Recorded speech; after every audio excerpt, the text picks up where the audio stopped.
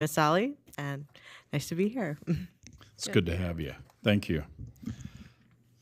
Okay, we do have a time for a moment of silence and Pledge of Allegiance, and we've asked Councilmember Scadden if you go ahead and lead us in that. Randy? If you can all just join me in a moment of silence.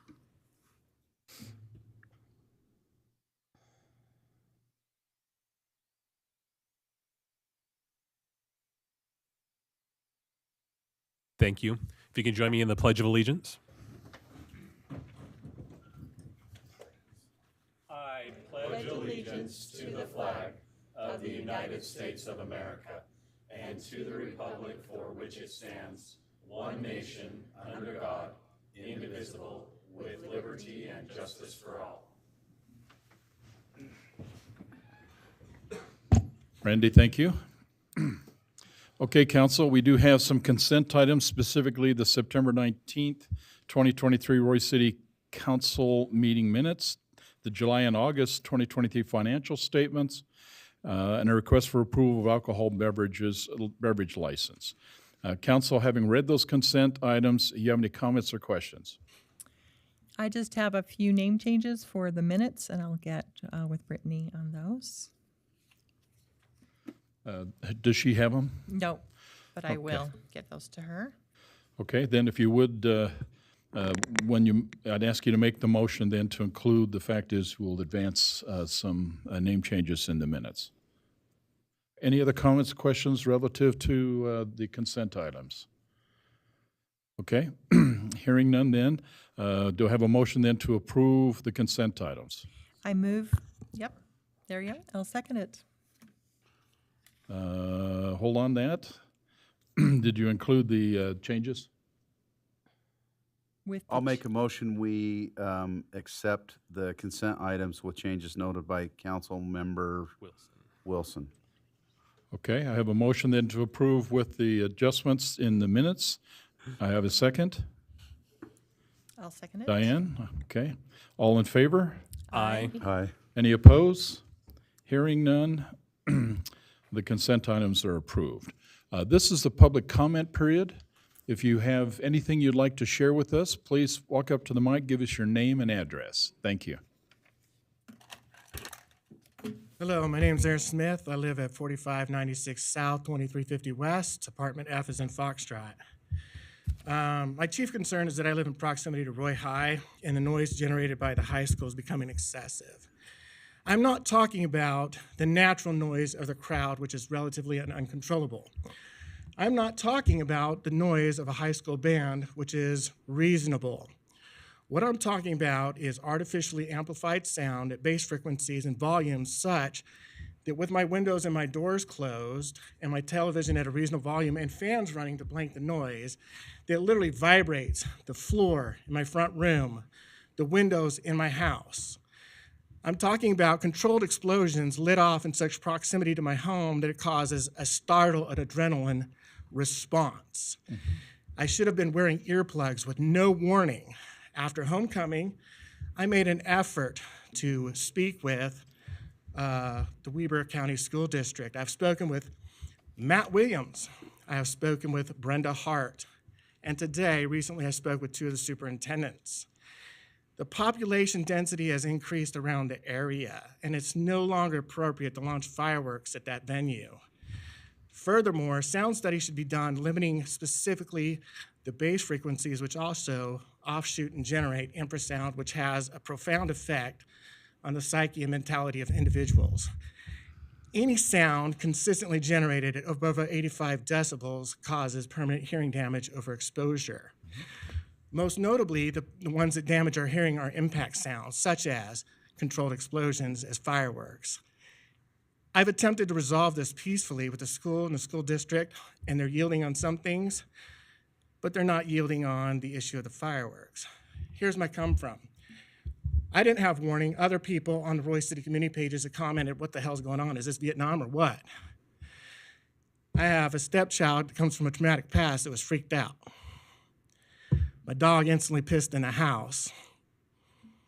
And the shock wave was felt through my midsection as I'm sitting in a recliner, relaxing, watching my television going, what the hell is this? And even after asking for reasonable efforts to be made to stop the fireworks. They were still done, and deception was in place that I wasn't told, well, hey, we got this other championship game, we're still gonna do fireworks. An email was sent the day of, but they knew they were gonna do that before, when I had my first meeting with them after the noise from the homecoming. They're starting as early as 6 a.m. in the morning. They're going for multiple days of the week, and they've gone past 10 a.m. on homecoming night. This is not okay. Times have changed, and I don't know why a bunch of high schoolers are entitled to such a celebration when the Weber County School District is asking for more money in the terms of raising bonds and property taxes and things like that. Well, they say the money comes from gate funds. Well, how's that not theft by conversion? How is that not embezzlement? Any funds generated from the taxpayers' money and the venues provided, I think, ethically and morally should go back to alleviate that tax pressure to begin with. Not so that high schoolers who contribute very little to society in terms of taxes or pay for very little towards what's provided for them can have celebrations that I've seen not even professional teams and college teams have. Why are they entitled to such disruption? And again, I asked that fireworks be banned at the venue, that frequency limits be placed in terms of the audio spectrum, eliminating the low bass frequencies, as well as how much power they can put out. That from any seat in that stadium and any space around that stadium, the artificially generated noise and the noise generated by controlled explosions not to exceed 85 decibels, and put a limit on when they can do it, both from the time of day and how many days a week and how many days a month they can do that. It is not fair to those of us that live nearby to be subject to the controllables. The artificially generated sound is what I have an issue with, and the fireworks. And I ask you to do something about it before the game coming up on the 27th, which is a championship game. The other concern is the volume of people that are going to that venue. Surely there's a limit on the number of people that should be admitted to that venue, both out of a safety concern and a load on the traffic pressure. Thank you. Okay, you certainly have given us a lot to think about. Okay, we've written it down. I can't provide an answer at this point until we back into it and look and see what the issues are. But I do not believe even the school district has the authority to violate city ordinances. And there are very specific city ordinances in terms of noise issues. So we'll take a look at everything you just said and see if there's a way we can find a solution. Fair enough? Right, hopefully before the who do I big contact game. for a solution, sir? Okay. Who do I follow up with? City manager, City manager, and what would be a good time to follow up with you? you got to give us at least a few days to kind of flush this out because we've got a lot of issues here. Right, so when would be a good time? This week, yeah, Thursday or so. Thursday, okay, I will give you a call Thursday. Thank you for your Okay, time. thanks for the input. Okay, anybody else like to share a thought? Any topic? Remember, if you have a comment or like to have a comment on anything that's going to be talked about during the action items or things, this is the time to do that because we're going to be moving through a lot of meetings tonight. So if you have a comment, please step up. Okay, seeing none, we'll move out of the public comment period. We do have some action items, specifically a consideration of Resolution 23-20, a resolution approving and authorizing the execution of interlocal agreement between Roy City and the Weber School District, wherein Roy City will provide law enforcement. Chief, I believe you're going to talk to this one? You're the best guy. Didn't know what order we were going in, Mayor. Sorry. So tonight you're going to be looking at resolution for an interlocal agreement between Roy City Police Department and Weber School District. For about 6 months earlier this year, the various law enforcement agencies that provide school resource officers to the school district negotiated this new interlocal agreement with the school district. There's not a ton of substantive changes in respect to the overall contract we would be signing, with the exception of there are some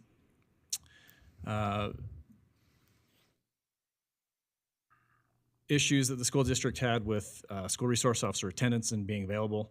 And so we've taken a look at how often our officers are there, how long can they be absent for training, sick leave, vacation, whatever. And we have come to an agreement that anytime a school resource officer is going to be gone any longer than 5 days, that we would provide another officer to backfill that particular officer. That's probably going to be very rare. I'm not aware of any circumstances, at least recently in Roy, where we've had that issue. But that was a concern of theirs because that is something they have had to deal with in other parts of the district. There was some concern about whether or not school resource officers are quote unquote in charge when administrators are gone. And we have put language specifically in this contract that says, no, school resource officers are not in charge of the facility when administrators are gone. That is the role of the administrator, not the school resource officer. So we have defined those boundaries as well. The one thing you will probably be most interested in knowing is the compensation. We have implemented or proposed a 3-step compensation increase over the next 3 years. Right now, they're paying $46,875 per officer per school. For Roy, that's about $140,000 a year. That will increase over the next 3 years to a total of $259,000. So we're looking at about an 84% increase over the next 3 years in addition to what we're getting now. So that's pretty much the interlocal agreement. Okay. Any Good, Chief. questions? Council, any comments for the chief on this particular resolution? No, great job on renegotiating that contract. I know we had quite a few conversations on it, and just glad to see it come to fruition. And we get that stepped up basis in terms of getting reimbursed for costs as well. So that's really good to hear. Thank you. So I just have a question. Since I work at Roy High and we have our resource officer who's wonderful, Jared. So when he's gone to trainings, which he's been having to go to a lot, it seems a lot recently. Yeah. So is someone supposed to be coming and taking over for him, or do they usually just call Sandridge to come up whenever we have a problem? So the other school resource officers will be available. The concern at the district level was those longer-term absences, consecutive days. So they weren't necessarily concerned with an officer leaving for a day or two going to training as long as those other school resource officers are available. What they were concerned about was someone who's going to be gone for a week or 2 weeks. And at that point, we would have an obligation to backfill. But for those instances where they're gone a day here or there, then we would just augment them with the other school resource officers. Okay. Follow up on that, is there any way from a training perspective that we can go in alignment with like when the school's going to be out, or do you try to do that? We try to do that. Sometimes we can, and then sometimes we can't. The one of the things that I will be asking our SROs when we vet candidates who want to go into the schools is as a result of this negotiation, right, we're going to take into consideration the school's concerns. We're going to ask that they don't plan any long-term family vacations during the school year, because during the school year they have the added benefit of taking 2 weeks off for Christmas vacation, UEA weekend. Those opportunities will be afforded to them, and so we're just going to ask them to think long-term and work around that and plan their vacations during the summer like everybody else. There. Yeah, it's a great comment. Okay, other ideas, council? Okay, hearing none then, do I have a motion then to approve Resolution 23-20? Motion to approve Resolution 23-20. Thank you, Randy. I'll second Do I have it. a second? I'll second it. Thanks, Ann. Okay, this is a roll call vote. Brittany? Councilmember Wilson, Aye. Councilmember Jackson, Aye. Councilmember Sophie Paul, Aye. Councilmember Scadden, Aye. Councilmember Joe Paul. Aye. Okay. Resolution 23-20 is approved. Okay, we have another action item, consideration resolution 23-21. This is a resolution of the Roy City Council amending an interlocal agreement between Roy City Corporation and a variety of other cities and fire districts. I believe, Chief Williams, you're going to talk to this one? Please, thank you. Don't be nervous. It is your first time. No, I'm not nervous. We're easy. So yeah, this is a resolution amending the interlocal agreement between the fire departments. The change to this is adding Washington Terrace to the agreement, which really is a benefit. And the reason why they're being added is they now have the staffing to help with the response. So a lot of times there'll be amendments where other local jurisdictions can now help with that interlocal agreement. So other than that, there's no other change to it, but I'm happy to answer any questions concerning the interlocal agreements, mutual aid and automatic aid, if there's any questions concerning that. You were talking about the changes that have been made in Washington Terrace. I was just wondering if you could maybe elucidate what those are. Yeah, they're just able to staff a full-time engine. There's a certain amount of staffing that you have to respond to a fire. A fire, any type of a fire, just your basic fire, has to have 14 firefighters respond. Before they were a volunteer, like a lot of departments, as they grow, there's the need. They're finally able to staff to a full-time status. And so that's what they've been able to do. And it's really good. It allows them experience as they come into Ogden City, into Riverdale, and potentially into Roy. It allows them to have the experience. And that's why they really like to be part of the agreement, because for years, other jurisdictions have been providing that response to them, especially on a volunteer basis, where they're calling in people from their homes. And so it just adds to the interlocal agreement. So they're very welcome, and it should be a benefit to Weber County. So, okay. Thank you. Yeah. I do have one, just kind of a little conversation I'd like to have along the same lines, if you would. Brittany, I think we can bring that up. I wanted to talk to you about, in this presentation, some basic information and kind of augment that to Chief Williams's comments. So if you can just help me follow along this, I'll be brief. Next chart. I needed to really get my arms around an idea about automatic aid agreements and mutual aid agreements. And I don't know, Chief, if I got this right. I think I got it kind of close.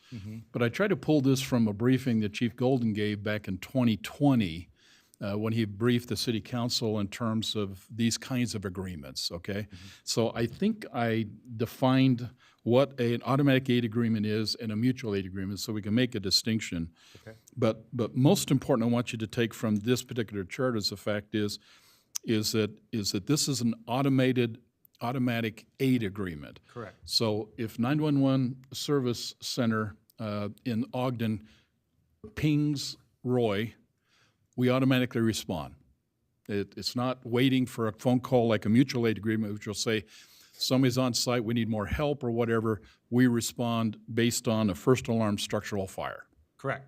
Okay?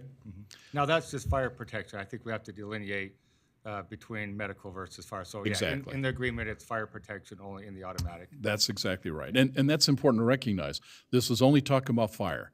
We have ambulance service we provide. We certainly have paramedic service that we provide. We do paramedic service across the county, and so all of that is basically provided. So that's kind of a little bit, this conversation only talks about fire. Yeah, do you mind if I add just, I think it's Oh, an please. important comment. In the interlocal agreement, it does allow for a fire department to make a decision. For instance, let's say that our 2 engines are out on a medical call and they can't respond. It does allow, if there is not a unit in Roy City, to respond to that interlocal agreement or that call outside of our jurisdiction, that we don't have to. Yeah. It's only if you have the ability to do so.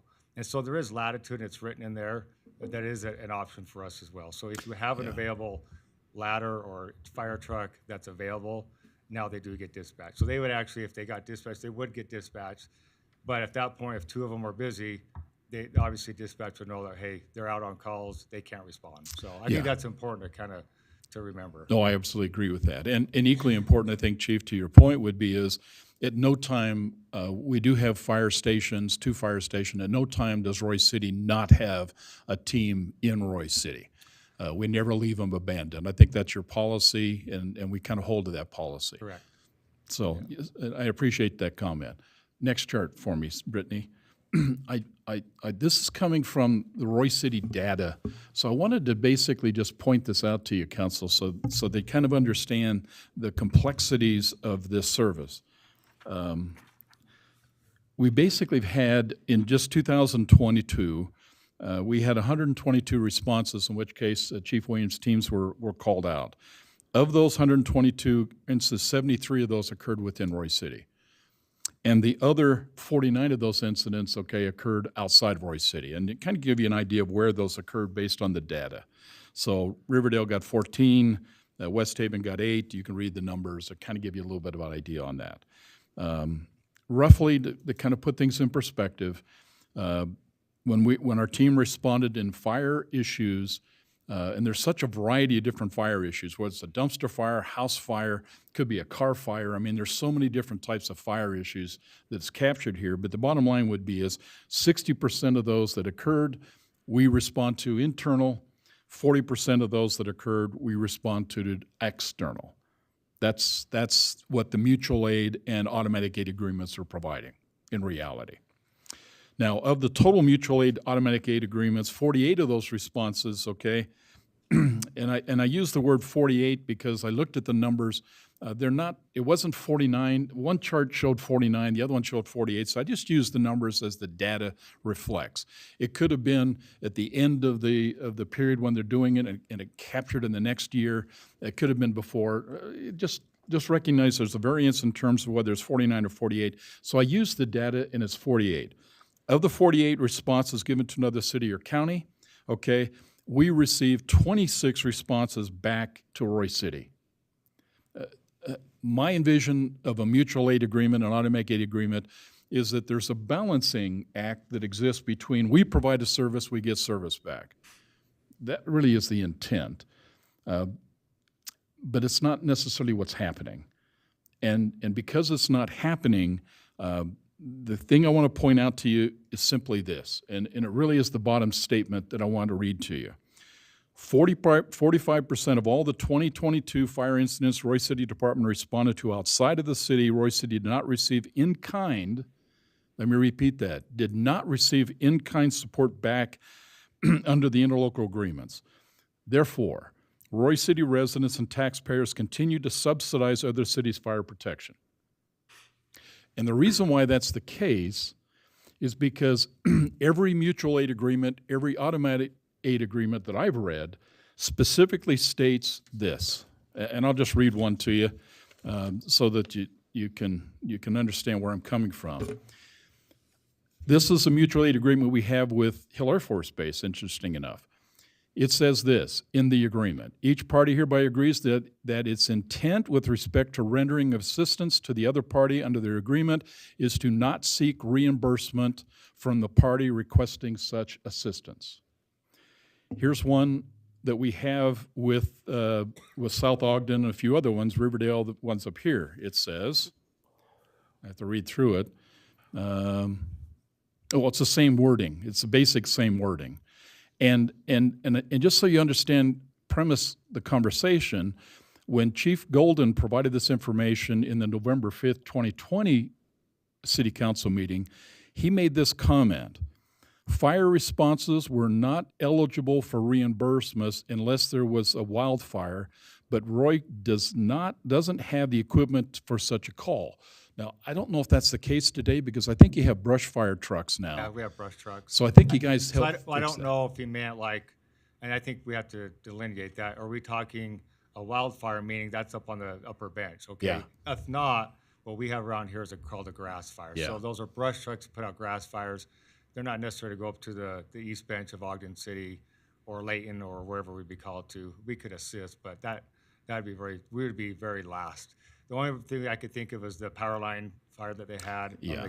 where they're depleting the whole county. We'd have to come in really more for staffing and staff other brush trucks if we could, but yeah. Okay, yeah, that's great. Okay. And then he went on to say this, that the information provided by Chief Golden suggests that Roy provide a lot more than what they received back from other agencies. Now, again, that's what the record shows, and that's the issue. Next chart. Here's the important thing I want to share with you in terms of this, the context of this.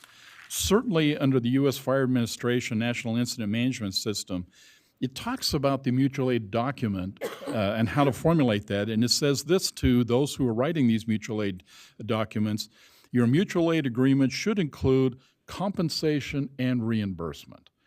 And then if you look at the document that talks about the U.S. Department of Homeland Security under mutual aid agreements and types of agreements, it specifically says, in part of developing these agreements, minimize administrative conflict and litigation post-responses, establish liability, reimbursement, and other administrative matters should be addressed in the mutual aid agreement itself. Next page, and then I'll get off the stage with this comment. If you referenced what the mutual aid agreements, it talks about what the Utah Code is, and Utah Code Title 11, Chapter 7 under fire protection, we talk about 11-1-1 11-7-1, which the corporation with other government units, burning permits and contracts. And it talks about a little bit about that. And even in the mutual aid agreement or the automatic aid agreement we're reading, it talks about 11.7-1. But if you look on the other side of the page of that, here's what this document also says under the Utah law. This is found in 11-7-2. It says, any contract made pursuant to section 11-7-1 shall, number 3, set forth in detail the amount and method of payment to be made by the party or parties. Here is the last chart, and then I'll get off the stage. Chart? We must begin the discussion about Roy City getting fair compensation or reimbursement under the mutual aid and automatic aid agreements. And why that's important is because in this case, and I just took the 2022, we can look at others, we can go back quite a few years, the data is certainly there.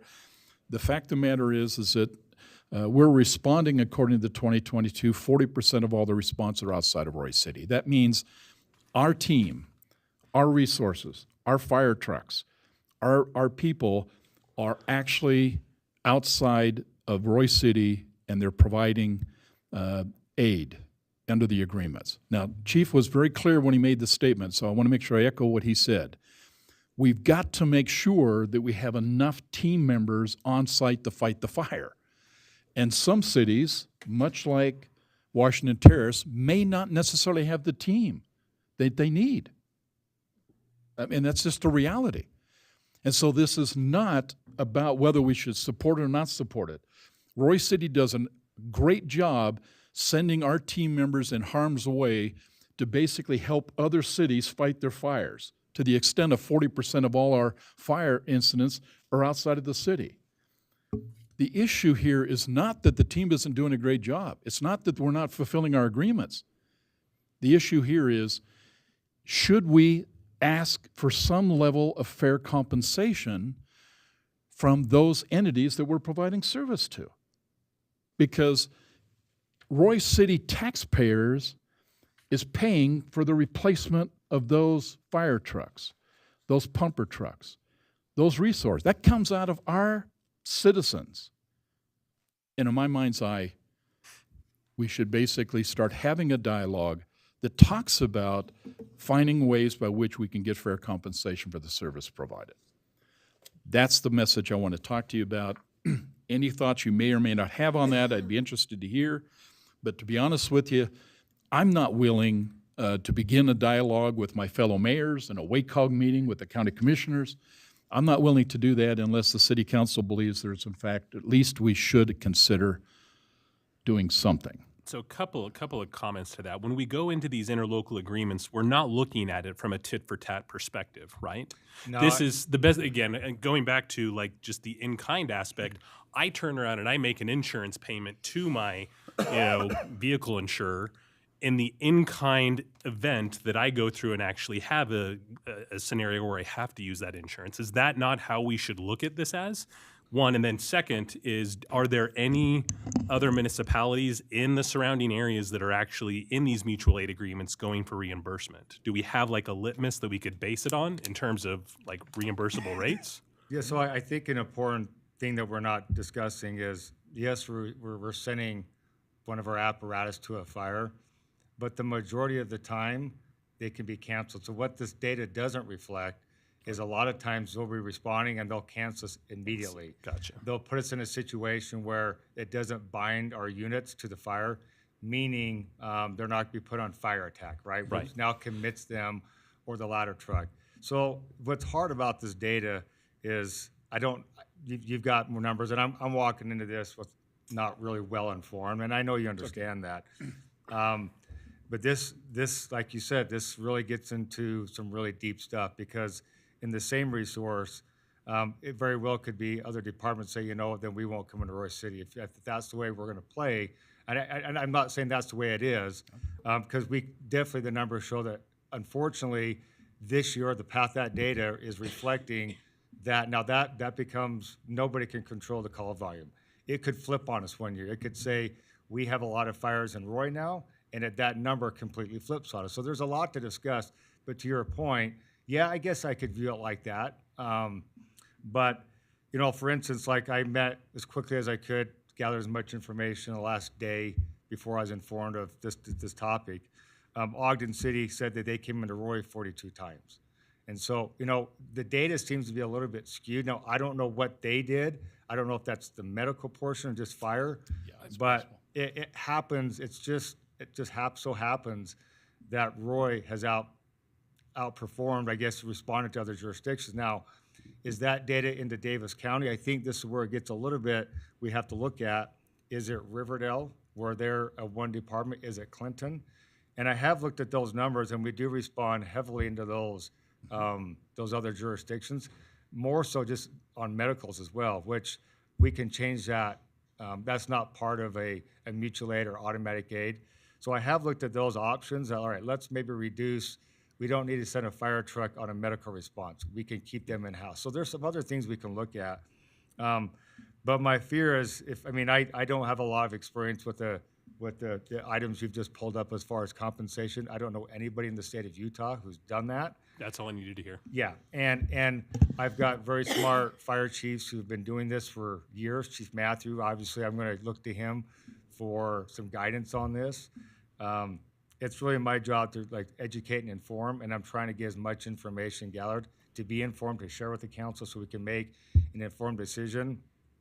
But that's kind of where I stand on it. I just think the data is reflecting. We do go a lot outside, but what the data doesn't show is it may be canceled as they leave the apparatus. We may get down the road and be canceled, not truly providing that fire protection. But I know for a fact that we get that same help, because the reason why that's there is Ogden City, Layton, Salt Lake City, West Valley, Provo, Lehigh, they're probably the only departments who are large enough who can actually staff a full-out fire. Now, we would deplete Ogden City because you're required to have 4 or 5 fire trucks there. So Roy City, we don't have that. We don't have the staffing, so that's why these agreements came about. I think we all understand that. So my fear is, I don't know, we can look into the compensation. I don't know about the Utah law, the code title 11, Chapter 7.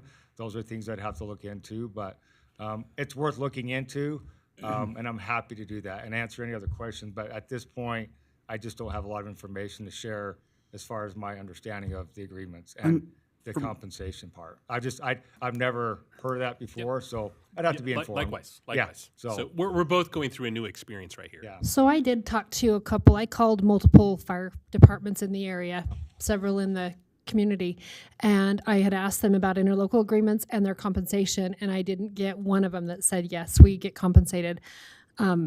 They were a little larger, and I was going for that because we're larger. Like, people ask us for help because of our facilities, the resources we have. So yeah, not one of them said they had any kind of financial. Yeah. Well, don't you think we get more calls because next to Weaver County and Ogden, we're the biggest fire department in this area? Well, we're in a dynamic area, meaning Right. we're bordered by, say, Clinton. They got one station. Right. And we're bordered by Riverdale with one station. Right.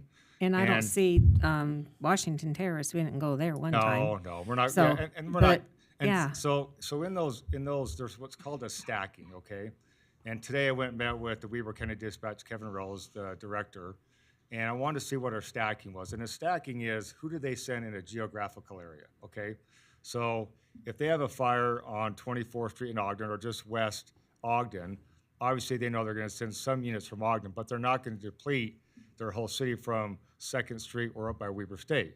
You're now taking fire protection on the north and south end. So what they do in these agreements, it takes engine 4, ladder 1, and then you're going to call Roy to help because geographically, that's who's closest. So the stacking determines it from a geographical area. So Riverdale, who would go help Riverdale? Well, we're the next closest engine. Then you'd pull in Ogden and South Ogden.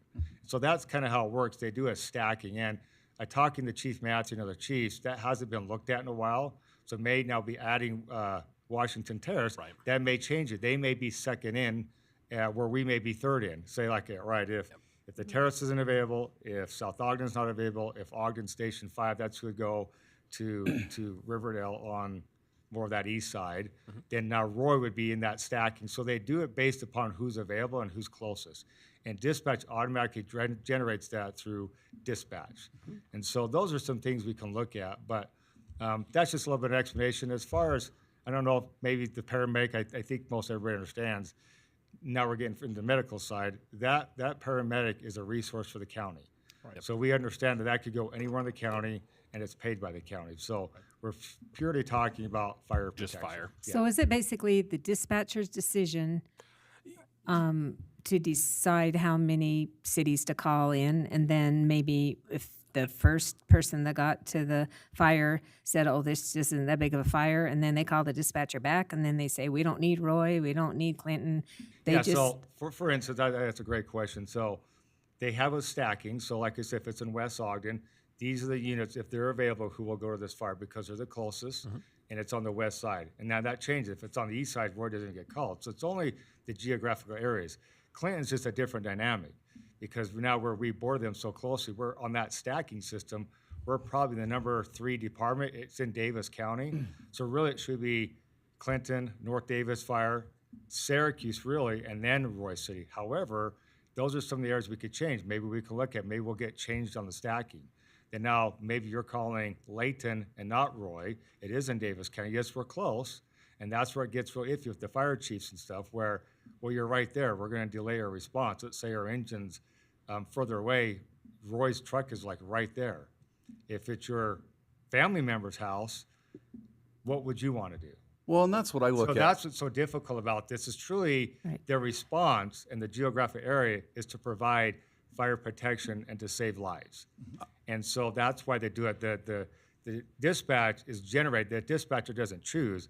It automatically generates it from the geographical area. Who's the there's closest? an app for that. Let's just call it that. There's an app for it. There's and an it app generates who could come there the quickest, who's available, because the computer system does all that. Who's available, and it pings it, who's closest, and then respond to the fire.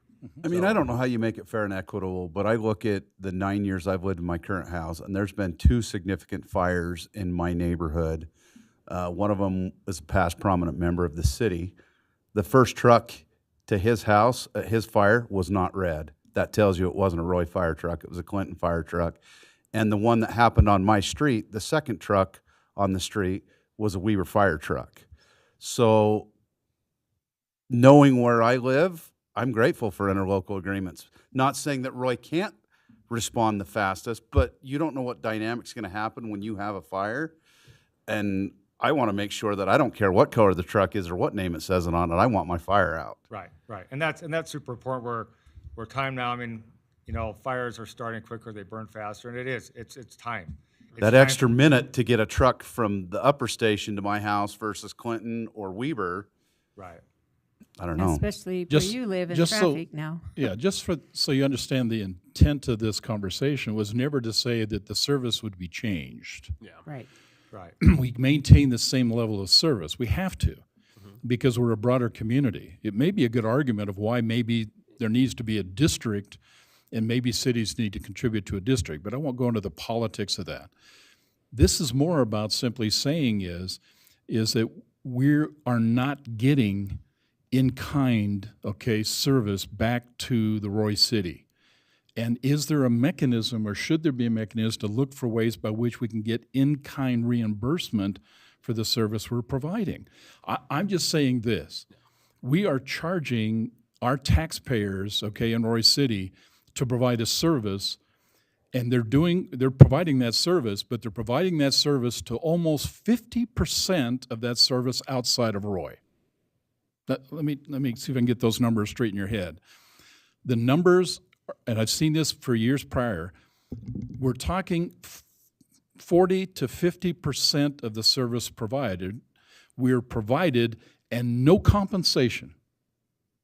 So when we put a $1.3 million ladder truck, which we just bought, on the road, when we put a $400,000 or $500,000 or $600,000, so we got $2 million worth of assets that is going to depreciate. It's going to wear down like we expect it would.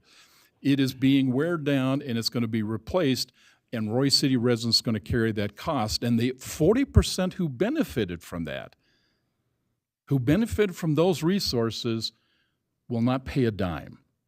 I Now, would like I'm- to see the data, like the chief said, of how many times do we roll but we're canceled? Now that's probably a really powerful comment if what we're saying from this is simply says, hey, Bob, before we push this out and do anything with it, maybe we just need some data. And if the chief's data, and I've been told, Chief, your data is much better than, I'm on the board of the 911 district, and I pulled their data before, but they've told me many times, it says, your data is going to be much more accurate.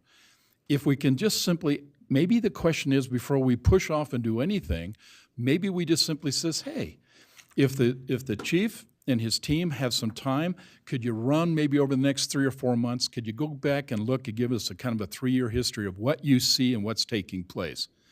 And then maybe from the data, we can actually draw some better conclusions of whether or not we really have a problem or we don't. Okay. Because at this moment, I simply look at the data that's collected by our team. And by the way, correct me if I'm wrong, Chief, we have by law, we have to put this data into that system because I think it feeds a national system in terms of our fire protection Yeah, requirements. it's just, it's funny because I talked to Kevin this morning, I know you're on the board, and it's really challenging to pull those numbers. And that's been, I mean, I didn't pull the numbers from our image trend, the Enfer reports, but I'm sure we can get better numbers. I mean, I'd have to look and see what actually can be pulled, how they can do canceled runs. What's really challenging is because when you go on route, that shows we have that. I'd have to look into when we get canceled. I mean, that's a challenge, or when you go back in service. I don't know if it's as quickly as canceled, you type it in, it spits it out. I really don't know at this point. I don't know either. But I would like to do some data research myself. Okay. I mean, I'm taking data that Chief Golden did. I'm hearing data from dispatch. So I think I need to do some comprehensive work and really collect some data and bring it back to the council. And that'd be fine. Yeah. And if it takes a few months, I think that's the right thing to do. The only thing I'm asking, Chief, and so there's no confusion, we can't stop what we're doing. The agreements are critical for the public safety. You know that, I know that better than anyone. I see it with 911 when I go down there to the meetings. The bottom line would be is we can't stop doing that. But what we might be able to do is find better ways by which those big agencies, and you talk about those, the big ones, Salt Lakes, the Ogdens, the Laytons, the South Weber, or excuse me, West Weber, those places down there, they're big, and because they're big, they have a lot of resources, and I can't help to think by nature of their size, they send out through these agreements, they send a lot of resources out to help a lot of small municipalities. yes. Okay? They almost have to.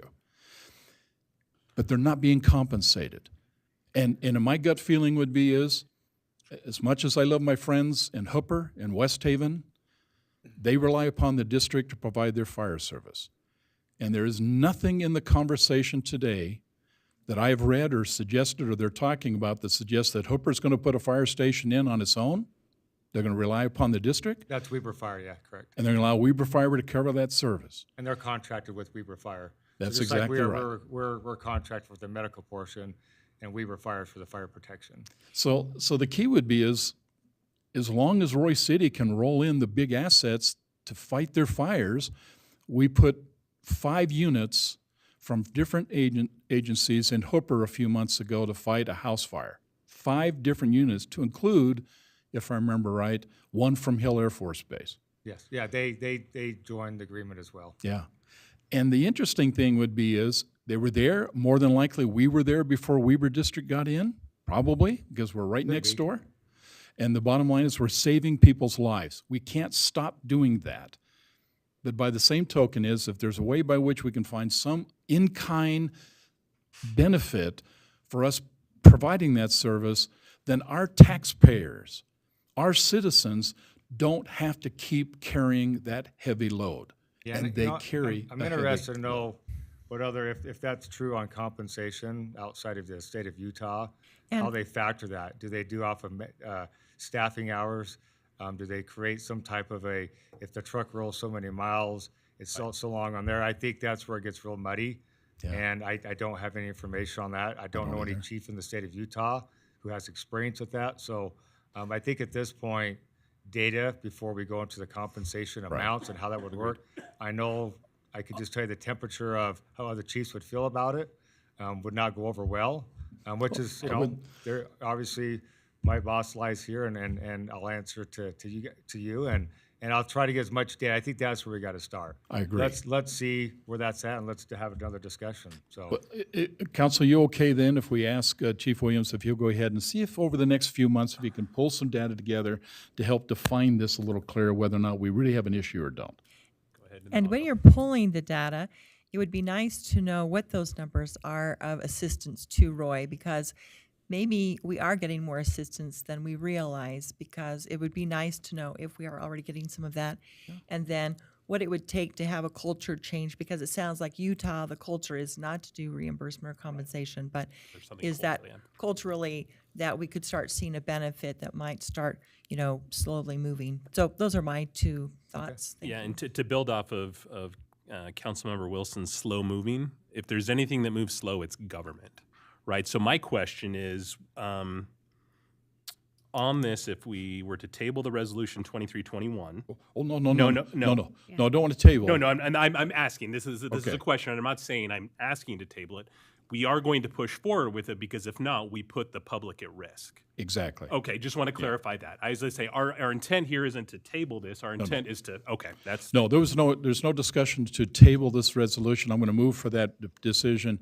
It's just to simply start the dialogue that says, should there be some element of trying to find some compensation? And in that vein, you mentioned WACOG. I mean, maybe test the temperature of the other mayors that are also in this interlocal to say, hey, we want to be fair and equitable, but I'd do that in a heartbeat. In fact, I have a forum I could do that. But again, I'm not willing to go ahead and stick my position out there with my fellow mayors or the city managers taking the issue to his city managers, or as the chief is alluding to, he's got to talk to his chiefs. He's part of a big institution to have this dialogue, unless the city council believes there's merit to this conversation. Otherwise, this goes nowhere. yeah. You're the policymakers. You're the ones that make the final decision. And if you think there's enough evidence to start the dialogue, then I say have the evidence, the data to support it. If it's not there, then we don't do anything with it. But at least we can answer the question that simply says, we're providing this service and we're getting in-kind service, maybe not 100%, but certainly close enough, and we just allow it to rest with that. And I'm okay with that. Yeah. But I don't want it to basically be perceived that in fact is that the Roy City taxpayers have to carry the burden of fire protection on so many other cities. And that's exactly what the data points to. Every time you send out a paramedic, does the fire truck usually go? well, that becomes a call base. Like if Yeah. that's like you have different responses. You have Alpha, Bravo, Charlie, Delta. On a Charlie and Delta, they will roll out on a medical, and the purpose of that is for manpower. So, yeah. And those are some internal things that we can change. That's what some of the research I did in the short 2 days is there are times where we don't need to be sending a fire truck policy-wise on an Alpha response. There are times where someone has a fall, and that's for manpower as well. So if you have a large individual who needs help and you have 2 firefighters, you're going to have a back injury. So you'll call out the fire truck to help with the lift assist.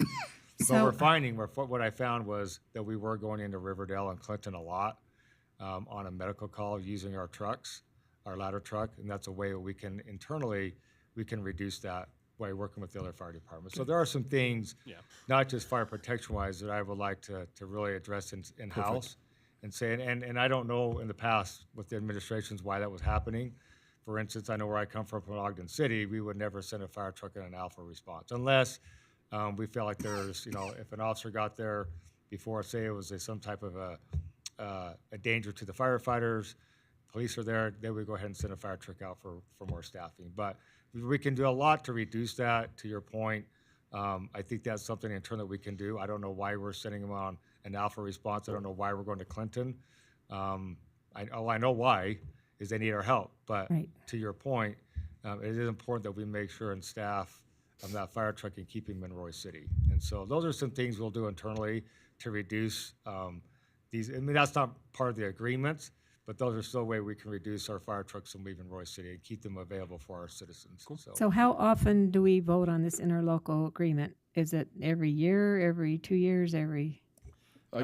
Go ahead. It's a 5-year agreement. and 5-year this- agreement. And then this is just an amendment to the agreement, only Right. adding Washington Only Terrace. adding what? Okay, Yeah, it's 5 years. okay. So we vote on it tonight, then it's For good for 5 years, adding Washington Terrace. No, it's No, amending to it's add amending to add. Washington Terrace. So however long we're into the current. Yeah. Yeah, so how far are we into it?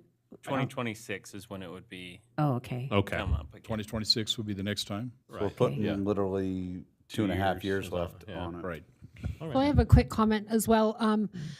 When we talked earlier today, your first comments to me were how many people come in and help us. So we're talking a lot of how many people we're going out to help. So I kind of, as listening to you, you were saying a lot of people come in and help Roy City. So in your data, when you're looking or when you're like gathering some more information, can you let us know how much outside comes in? Because that I think we see the out all the time, but I don't think we're understanding that they come a lot. Yeah, They and- come and help. And I'll do my best. And like I said, the data comes out from, I mean, it's not something I just make up. I'll try to get from Right. our infers. I'll try to get from our image trend. That's our reporting. And then dispatch, we'll see how those numbers correlate. And that'll be the best I can do as far as where we get the numbers. What's interesting to me is the two neighboring cities, like say Riverdale, where it's a one station, where it's a little bit different. Let's say we're closer to Ogden. Let's say we're a South Ogden. You'd see that where they're large, like kind of like us. They got two stations. I don't know if you'd see that as much. So we're neighbored by a one station, probably like Riverdale, and that traffic area. I think it's just kind of like the perfect storm, like the Bermuda Triangle, where we're at. You've got Clinton, you've got Riverdale with all that traffic coming through. You have the freeway, where a fire truck's going to go roll out on a traffic accident. If it's in down the freeway, you got North Davis, who we help them. If it's in Ogden, so it's just Roy's in this really unique situation. I think if Riverdale had two stations, that number would be reduced. We wouldn't be going into those. So it's kind of a perfect storm. But I think we've got some great points. I'm happy to get some data and come to the council and let's have another discussion. Well, And- also to where we have two stations, we don't need as much help, right?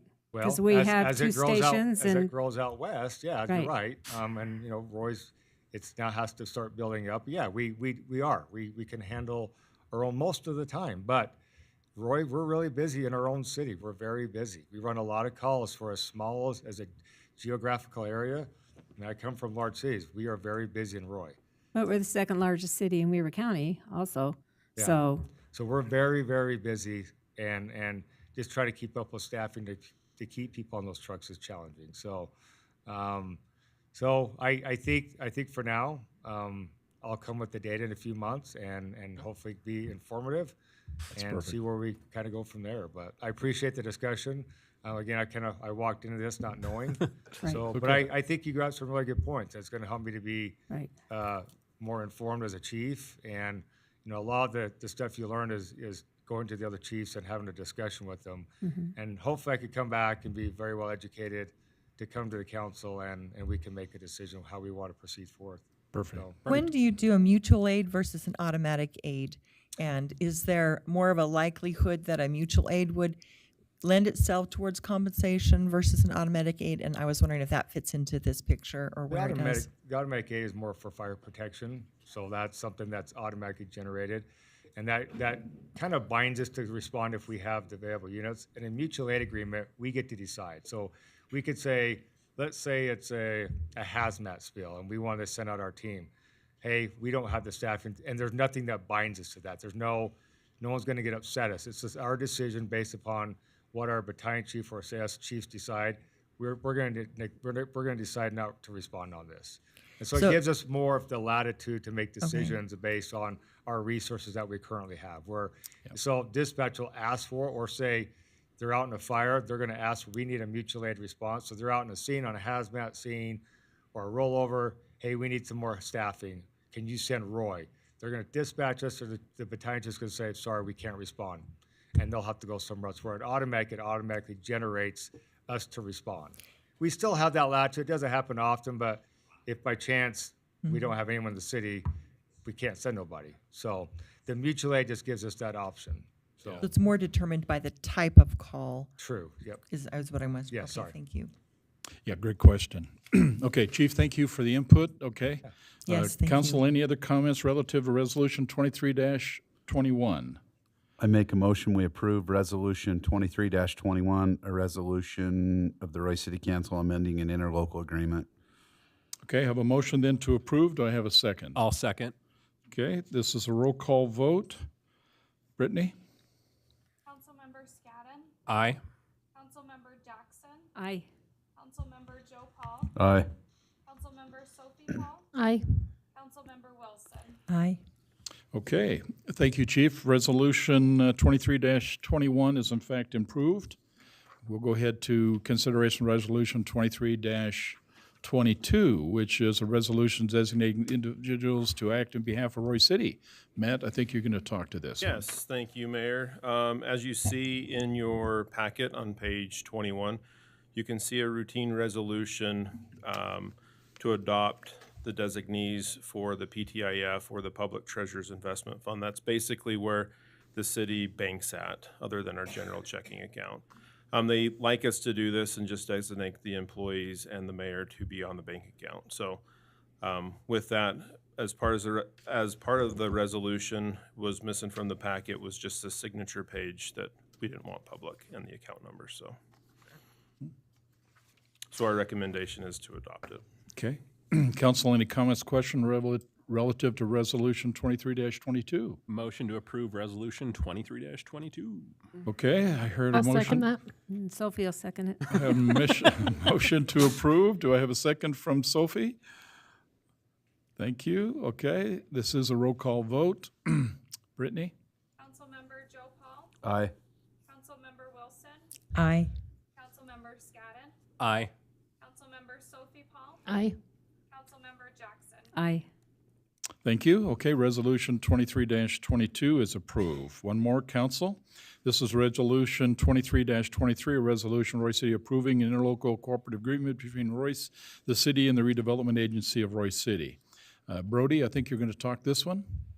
Actually, Mayor Rob Sant's going to do the presentation. Okay. Rob, if you come up and just introduce yourself, give us your address. And Name thank and you address. thank you for sticking with the blue checkered No, theme that we everybody's have. in blue That was the tonight. theme. Brody, Why didn't you you're- read the memo? I didn't read the memo. So I'm Rob Sant. I'm the owner of Urban and Main Consulting, and my address is 623 South 75 East, Kaysville, Utah. Perfect. Thank you, Mayor and members of the council. Good to be back. Last we were here, it was April, so it's been 6 months. And if you remember, we talked about the next step in the Southeast 1900 CRA would be going through negotiating with all the taxing entities. We've been doing that, and now we're to the point that we're meeting with the city council. So just as a reminder, this part of the meeting will be your chance as a city council to ask any questions related to an interlocal agreement with the agency. And then once we ask all of those, we'll adjourn as a city council, reconvene as an agency, and handle that side of it. So right now, you'll be acting as the city council. Okay. Perfect. Could be confusing, I know. So this presentation you guys have already seen. We did this one in April. I've added a couple of different slides, and as we've gone through and negotiated with all of the different taxing entities, we've updated that as well. So I'll just fly through this. So this is just kind of the historical framework of what project areas or tax increment financing areas are in Utah. So it's a tool that's been around since the 80s. As the city of Roy, you have two of these pre-93 RDAs. Those are the two that you currently have. Then they went through different iterations of URAs, EDAs, CDAs, and then since 2016, it's now CRAs, or Community Reinvestment Areas, which is what this one will be. So just a little bit on tax increment. So it's not a result of a tax increase.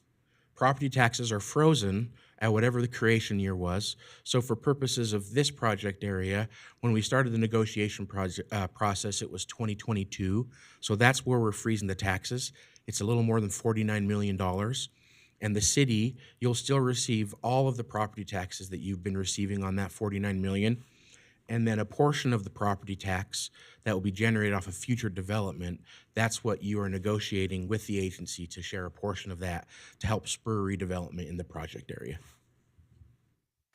And this is just kind of an example of how that tax increment works. This is pulled right from the project area. So as I mentioned, the current base year value is $49.2 million. We're projecting that an additional $232 million of property tax assessed value will be generated. So that will bring the total assessed value to $281 million. And how it works is you take that 281, you minus out that base year because that's something that you'll continue to receive. And that leaves us with what we call a marginal value of $232 million. The current certified tax rate of the city is shown there. So you just take that $232 million, times it by your certified tax rate, which gives us $345,000. And then you would give a portion of that, in this case 70%, to the redevelopment agency that they would then use for the redevelopment, or $241,000. So this is the boundary of the project area, so about 68 acres. It's just east of 1900 to I-15, and then it goes up to the very point there of the RV center, all the way down to the residential units just south of Les Schwab. And then it does take two parcels on the west side of 1900, which would be the Wendy's and the Wells Fargo building. Those are the boundaries of the project area. As I mentioned, a $49 million base year value, and the current property tax generation on that for all taxing entities is $472,000. So why are we here? Why is this needed, right? So really there's two big needs that spurred the creation of the CRA. So the first one is the Roy Innovation Center, which is the headquarters of the Northrop Grumman GBSD program, which is a $13 billion contract from the federal government, and it's going to be 5,000 new high-paying STEM jobs. So I think I told you this in April, but before I was on my own, I was the Davis County Economic Development Director, and we met with the Northrop Grumman hiring director, and he basically said, if you have an engineering degree and you could fog up a window, I'm going to pay you $100,000, because they just can't find enough engineers. As a lot of these engineers come to work for Northrop Grumman, it's on a year contract. So it's not really a long-term contract. They're looking for someplace nice to live, but not necessarily someplace to plant their roots, right? So that's what Woodbury kind of noticed. Hey, there's a need for a Class A rental property within close proximity to the Roy Innovation Center. So that was one of the reasons why we did this. The second reason, if you go to the next slide, would be revitalizing, rebranding, reinvesting into Roy's downtown. So what makes Roy special? And so this is kind of an example of how the current downtown looks, where the Dilly Dallies used to be, and then what Woodbury is showing that they're going to do on that site. So those two reasons are kind of why we created this project area. And then we're hoping and we believe that investment from Woodbury, from the hotel project down the road, will spur reinvestment and redevelopment throughout the whole entire 68 acres. So we believe that in total you have about 847 residential units. Most of it will be multifamily, medium to high density, 311,000 square feet of commercial, and 121,000 square feet of office. The commercial and office could really flip-flop, but with the current market and how office is still hasn't really rebounded yet from COVID, we're anticipating more commercial than office, but with that RIC and with kind of the secondary jobs that can come in, you could have a lot more office than commercial. And as mentioned before, we think it's going to take place over a 10-year period. $281 total million of new assessed value, and then we're asking for 20 years and 70% of the tax increment. And that just shows what I just said right there. Go to the next one. So this is that base year tax that I mentioned, the $49 million. So Roy City, you're currently getting $73,000 a year. You'll continue to get that over the 20-year total, which will equal $1.4 million. And then this will be the 30% that you'll receive from the new development. So we're showing that is about $82,000 and a total of $1.6 million. So $82,000 annually. And then this is what you'll be sharing with the redevelopment agency.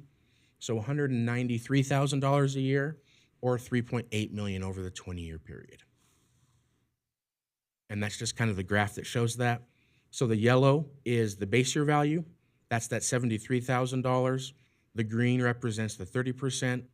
The gray represents the 70% the agency will be receiving. And then once the life of that project ends in year 21, that dark green line represents all of the money that will then be returned to the taxing entities.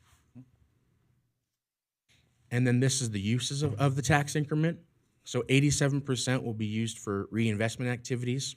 So infrastructure upgrades, parking structures to help increase the density and limit the traffic impacts, demolition, land assemblage, things like that for this infill development. There is a mandatory 10% affordable housing requirement in these CRAs.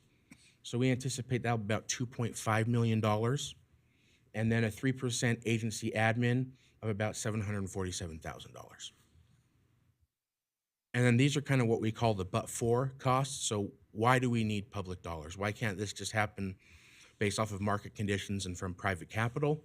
And really there's three main costs. So the first one is that parking structure. So while there's a need for Class A apartments, there's not necessarily a market from people to pay that rent. And parking structures, when you go to get them financed, it's based off of a revenue projection. So a lot of times banks will finance a parking structure if you're gonna do paid parking. You can't really do that in a suburban market. So they're a little more expensive, right? It's $30,000 a parking stall. We're estimating about 1,200 stalls will be needed in this area. So that's $36 million. Then there's current market constraints of high interest rates. I was meeting with a developer last week, and they said just in 90 days, their project went up about $3 million just because of interest rates. And then the last one, we have a TBD. Those are those other redevelopment expenses. So tearing down buildings, assembling land, updating infrastructure. We're not sure what that exact number will be, but we think it's about $15 million. So you're looking at about $55 million of need, and we're getting about $24 million of TIF, and that other delta will be made up through private capital. So any questions? Any questions, council? I have a couple questions. So your budget that you've got for your infrastructure, and we know how it's all going, and how one bid is this much, and in 2 months it's this much. Who covers that increase? Where does that come from? So the good news is with this type of agreement, it's a post-performance agreement, right? So what that means is it's after everything's already been built. So if there's a delta, it wouldn't come from the taxing entities. It would have to come from the private capital, so developers. Okay.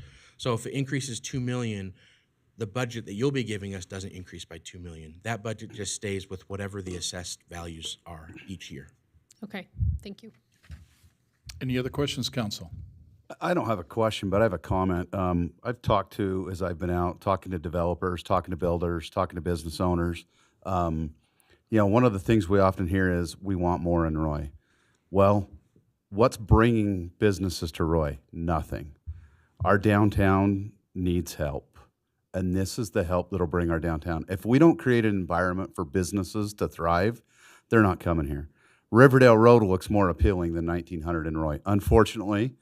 So we've got to do something to upgrade and modernize the downtown. If we don't, we're never going to get more than what we've had. We've seen that over the last 20 years. There's got to be a catalyst that's going to attract businesses here. Otherwise, they're going to continue to go to other cities that have more to offer than what we do. And so in talking to builders and developers and business owners, this is exactly what we need to do to get downtown modernized and attract the businesses that the rest of people in Roy want. And that tax increment is that tool that you could use to convince a business maybe that's like, well, hey, I want to be next to the Walmart. I want to be somewhere on Riverdale Road. This is something that then you could say, well, we could have this extra tool to assist with you relocating to Roy. Yep. And I also forgot to note too, we'll get into this at a future date, but with property tax, sales tax, and franchise tax, your 30% property tax, the net benefit of creating the project area is about $14 million for Roy City over the 20-year life. 20 years. A lot of sales tax. Yeah. That's a good input. Okay. Council, any other questions, comments? Well, so is everybody on board now so that Woodbury can start So we have, and we'll talk about this more in the redevelopment meeting too, but we have the county, we're on their agenda for next Tuesday. They just couldn't get us on before then, but full support. I was just in a work session yesterday with the commissioners and full support from them. And then the water district wanted to wait until the county approved, but we'll be on their agenda on the 26th. And so after all that approval, then when would they start?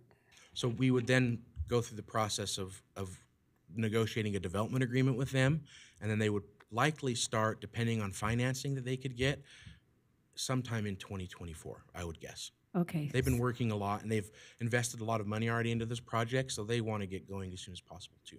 And we're hoping, and that we would like to see something taking place in the spring of next year. And there's a good chance to do that because we've done everything that we need to do to get ourselves postured to be able to make that happen. And so we believe, along the same lines that Councilmember Joe suggested, we believe by this development being put in place will set in motion other property owners and developers to say, hey, if we can do it here and we've got a good representation that's being done here, then why not us doing it also here? And that we think will kick off. And to the point that we've had so many conversations with our residents. They said, bring me a sit-down restaurant. Bring me these kinds of necessities they'd like to see in Roy. As great as they are, and as welcome they are, as it has been said many times, we have to create the environment by which they will want to come. And we have some plans in the future to make that happen. But we've got to do this first step. And in my mind's eye, this first step, okay, is critical to kick in all the other future first steps that are going to be taking place in order for us to revitalize and modernize our downtown district. So, in my opinion, critical, in fact, be blunt with you, Council, critical decision that's going to be made in about 20 seconds when the City Council needs to consider Resolution 23-23. I'll make one more comment before I make the motion. Rob, I'm on the sewer board, and Rob come and presented last Thursday. The sewer board did an excellent job, Rob. Afterwards, several of the mayors and other council members come up to me and said, this is exciting times for Roy because they wish they had something like this going on in their city. Matter of fact, one of the biggest cities that's represented by the sewer board said theirs didn't go as well as they wanted, and they really like how Roy's is going and who the developer is in Roy, and thought, man, they wish they were in the same position that we're in. So when you're hearing that from other mayors and other council members, you know there's something good that's about ready to happen. And it's about to happen. And that's Well, and then they promised us, I mean, with 5,000 jobs coming, and they said it'd be some of the nicest housing in Weber County, and they would bring a high-end restaurant. And I can only see by that, more restaurants and more people would come, and more businesses would want to come. And how long would they think that before people could actually be living? Is this like a 2-year? Yeah, usually multifamily apartments are 18 to 24-month construction period.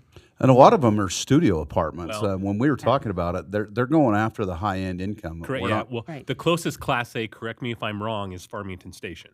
Correct. Okay. Right. Yep. Yeah, because I know a lot of them will be coming from California and fly And- home on the weekends. They don't want to mow their lawn or push their snow. And Exactly. so I'm excited first. I want to get going on it. I want to change, and it'll be up against the freeway. Won't be lining 1900. It'll just make Roy look more modern and nice, and bring more businesses in that will want to come to Roy. So.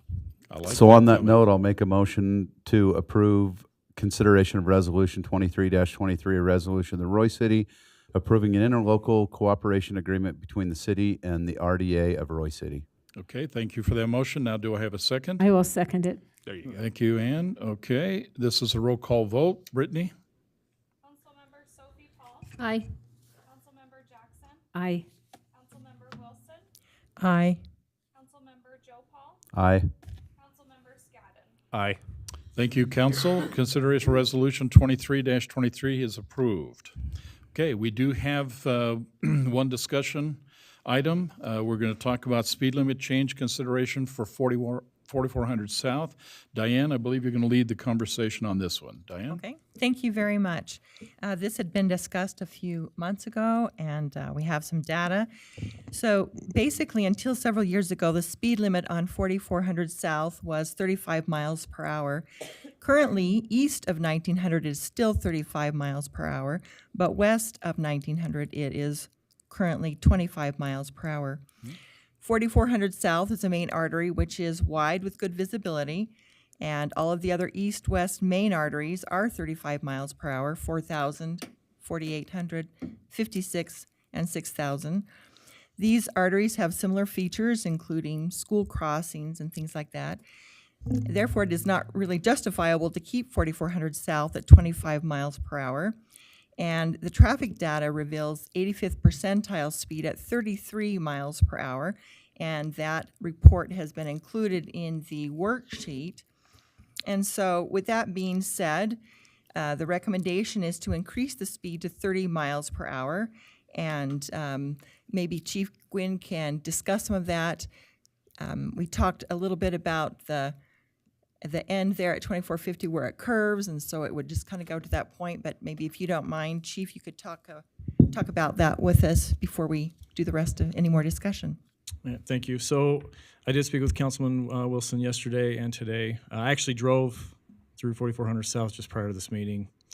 The data indicates that you can adjust the speed limit on 4400 South, right? Plus or minus 5 miles an hour, so anywhere between 30 to 35 miles an hour. That's a policy call you're going to have to make. I don't know that I would be supportive of 35 miles an hour, but at 30 miles an hour, I would be supportive of that. Driving that road at 27, 30 miles an hour, it seemed reasonable. It is wide, a lot of visibility. The fact that a lot of those trees actually on Sandridge Park that have been cut down actually provides more visibility, specifically at that intersection at 2175. And so looking at the data, and based on my own experience over the last 20 years and driving it just recently today, the police department, at least, I would not be in opposition to changing the speed limit. Again, that's the call that you need to make. The one caveat is the visibility issue that we have at the top of the hill at 2450 West. And so in speaking with Councilman Wilson, what I would suggest, if you are going to make this change in policy, I would be supportive of 30 miles an hour between 1900 West, 2400 West, and then I would keep it at 25 miles an hour west of 2400 West. As it drops down the hill to Correct. the lower road? Got it. Right, because we've had that gentleman come to our council and say how the people cars, speed yeah. down around the corner by his house. So right now it's 25? It's 25. There is an advisory speed limit sign there of 20 miles an hour, but that is advisory. We really can't do anything about that. Right. The So speed you limit want- is 25. However, drivers are advised at 20 miles an hour. It's not enforceable at 20 miles an hour. It is enforceable at 25 miles an hour. So basically, if we changed it to 30, people will be driving 35 miles an hour. Because doesn't everybody drive 5 miles an hour? If I'm in the car with my kids and I don't drive 5 miles over, they say I'm going too slow. So when you're looking at the speed studies and you're looking at the 85th percentile, the theory is that you should be able to change that speed limit to 30 miles an hour, and that should have no impact on behavior because they're already doing 33 miles an hour on their own. So is there all those 4400, so that's where Sandridge and North Park, they cross that road right there for school. We don't have anything, crosswalks or anything flashing there for those kids to cross. They just stand and wait, right? There is a marked crosswalk there. There is a crossing guard there. There is flashing lights Yes. there for the elementary On crossing. 4400 there Correct. is? Yes. Okay, for just for junior high or just for elementary? For elementary. You were saying you'd be fine going down to where? 2450? So 30 miles an hour between 2400 West and 1900 West, and then it would be 25 miles an hour between 2400 West and 2675 West. So when you carve out a small section like that, I get it. It's down the hill and around the corner. What does that do to speed? Because are you likely to get people to drop down to that 25, or is that going to be your next point of contention? So the interesting thing about this particular location is that speed feedback sign is actually west of 2400 West, so that would actually be a reminder before you get to the top of that hill Yes. and that S-curve. 'cause it's right Well, there. and I think 35 would be too fast to go down around that corner anyway. You'd probably be dangerous. 30 is pretty fast for that S curve as you're going down to 2675. Okay. Council, any other discussion? By the way, this is a discussion. Right. We're not going to make the decision, but we will ask at least that we have a decision to move forward with if you're supportive of the idea and the recommendation to move this at 30 miles an hour. Have you talked to any of the residents that live on that road to see what they're, Now you're talking the issue. right? Because Certainly we the had that convers- one gentleman here that whined, I mean, not whined. I mean, that was concerned when the people would get down 4,400 and he lived at the bottom of it, What did them, she and they say? would be going way too fast. She may I or heard may her. not have said I heard whine. her. So- Okay, I- well. yeah. Over to- time- To your comment, Ann. I'm a here's- whiner, so I just here's- use that word, so. And here's the issue. Anytime you make these kind of decisions, you certainly, the council should take public input Right. before you finalize this. Mm-hmm. And we found that town hall meetings are great forums by which we can do this. But we'd like to get this done rather quickly if in fact the council believes that we should at least strongly consider it. I would suggest, let's either do one of two things. Either call a special town hall meeting and bring them here, or bring them to the elementary school, which is just down the street, okay, from this location. And then just simply take an hour, listen to the input. Or find a way to notify them, give them public opinion right here before we go for the vote, and allow you to hear the public input relative to this proposal. That would be my That's if we're going to increase it. And if we're going to leave it alone, then what? If you say, I don't think there's really value to do that, we do nothing. It's dead, everything stays status. If you believe from this discussion that maybe we should strongly consider it, but we need the public input, Ann, then I would say, bring them here. Make a point. Even if we have to send a letter to those residents in that immediate area, let them know we're going to have a serious conversation in here. We can open up public hearing, take the public input. You can then make a decision, yes or no, I in the have a meeting. problem making a decision without public input. Well, I so agree. from 1900 to 2450, how big of a distance is that? Gee, that's almost a mile, Probably isn't it? close to a mile. So maybe a mile. And so to increase it 5, and why? I just want to know why you want to increase it just for a mile. Is it get you somewhere like a minute faster? I just want to know your reasoning for wanting to do it. First of all, a request from citizens, it used to be 35 forever and ever. Was it 35? Yes, absolutely. Yeah, see, I And don't know. I don't go up now. Then the request is, and you know, historically, that's another situation. But the key is, so a request being, if it's 25 and it's very difficult for people to keep at 25, it's not natural for them. So I keep getting feedback. Well, when that smiley face turns frowny, I don't want it to go frowny. I don't want it to say that it's bad, because I'm trying hard. I'm trying to remember. That's not going to change because that's still in the 25 mile an hour zone that's being Right, proposed. but what it does let you know is that it's not a natural speed. So, for example, if by chance you say, well, you know, let's kind of think of it in reverse.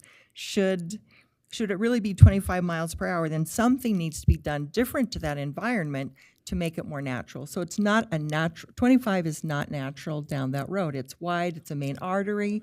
And if you want to keep it there, then, you know, something should be done to make it feel different.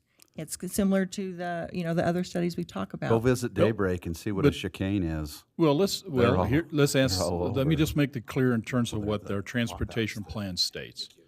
If you remember, we hired an engineer to come in and look at the transportation bed provider requirement. In that plan, they did the 85 percentile, measurement at the time on 44. And the going speed then that they recorded in the manual says it's 38 miles an hour.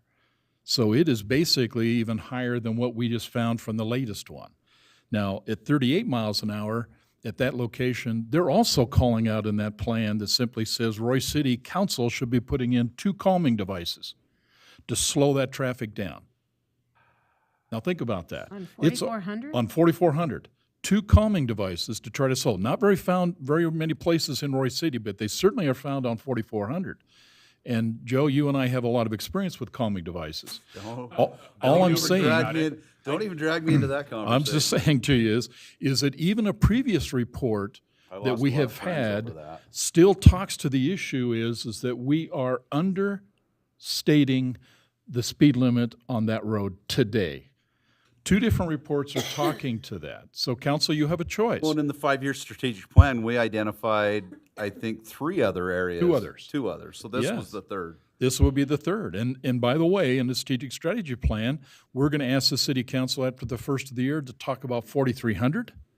And Matt's going to talk about that here today in our work session that you need to listen to on 4300. And it also talks about the remaining of 6,000. And We I go also from remember in 35. that strategic plan, my suggestion was a town hall or a public open session to solicit feedback. Exactly, which is why I'm asking. If we believe that we should continue moving and consider this as a serious option, then I would invite you to consider also then, let's bring a town hall discussion to this meeting, and then let's have this conversation, Diane. Tell them what you found out. Tell them what's in the plan.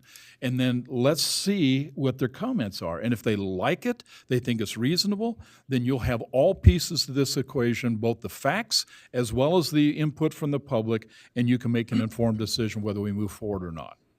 In fact, one of the inciting events was when this was brought up several months ago, that there were 2 calming devices planned for that road, and that did not go over well. And people were asking, why can't we please just have it at 35 the way it used to be? Or, in this situation, I think 30 is a very nice. It's a great Right. compromise. I think it's a great compromise. And so, and by the way, you did put, the council did approve a calming device on that street. And that calming device, by policy, is that radar signal indicator that tells you the speed. That is a calming device that is installed today, and I can't help to think that people driving down that road would find value knowing what their speed is. What bothered me, if you look at her data, the highest log speed setting was 75 miles an hour on that 25 mile an hour. Those kind of numbers bother me. Lucky it's not the old 85%, but that number's shocked me, Diane, to be honest with you. Your data. Kids want to see how fast their car will go, so Well, that's what they use but, it for. I'm look at it as a challenge. Right. Yeah, but not 75 miles an hour in a residential unit like Right, that. exactly. Well, I think that we should, if we get all the residents that live on that road, or, a handful or half of them come and, get their input, I think we should go off their input. They're the ones that live on the road, and they're the ones that have to pull in and out of their driveway and have children that live on that road. So I think that we should listen to the citizens Okay, that live on that road. so having said that, should we pursue going ahead to the next step in this and consider strongly changing the speed limit to 30 miles an hour? Now, let me make sure you understand what Utah law says. You do not need an engineering traffic study to make that decision. Right. The law says you can, right now, simply says I can take any street, city-owned street in Roy, and you can basically say, I want the speed limit to be this, I want the speed limit to that. So you have that authority. The question you want is, and I think it's the most important part here is, do you want to basically say, hey, let's consider 30 and then invite the public to that discussion? Yes. Works for me. I'd never make another decision about that without public Yeah. input. I agree. You okay with that? Okay, then the takeaway from this, Chief, and thank you for the input, we'll move forward with planning then to bring the public to a discussion, give them an open forum to discuss their position with you before you're asked to make a decision. Fair enough? Thank you. Thank you, Diane. Okay, great presentation. Okay, now having said that then, let's move to the city manager and council report. Matt? Yes, thank you, Mayor. Just a couple of items for you tonight. As you all know, Trunk or Treat, October 30th. Our assignment will be at Emma Russell Park. We got a little bit of feedback from the city council about doing like a camping theme there, so dressed accordingly. Halloween. I'm trying to think what that looks like, but we can talk about Be a that later. marshmallow. Like, There That's you a great go. idea. S'more? A s'more. That's a great idea. I was thinking more like Jason or something like that. Okay. Halloween entries for the contest are due this Friday from the public. Brittany will shortly get those entries to you. Right now, we have 19 houses. Judging will be done, needs to be done by October 22nd, and the winner will be chosen on October 27th. Like this So they're going to be compiled by the 19th, this one, the and we've got a following. judge by the 22nd? Okay. So we'll send them out on the 19th. Okay. And we have till when to have them judged by? The We would 22nd. like them back by the October 22nd. So this weekend. Yep. Yep. Okay. I know If what possible. I'm Get saying me now. addresses tomorrow. And all 19, we'll judge all 19 then? And then we'll have 1, 2, and 3? Is that what it is, one? Yes. Cool. Okay. Yep.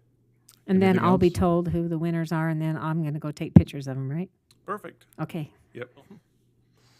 I wanted to update you on the Verizon tower that we talked about down at the Aquatic Center. Yesterday, we did receive a lease agreement back from them. We are reviewing it. Hopefully, we'll have that back to the city council in our next meeting. Perfect. And then last but not least, Brody brought me this award today. This is big thanks to Steve and also the city council and the mayor. This is from the APA.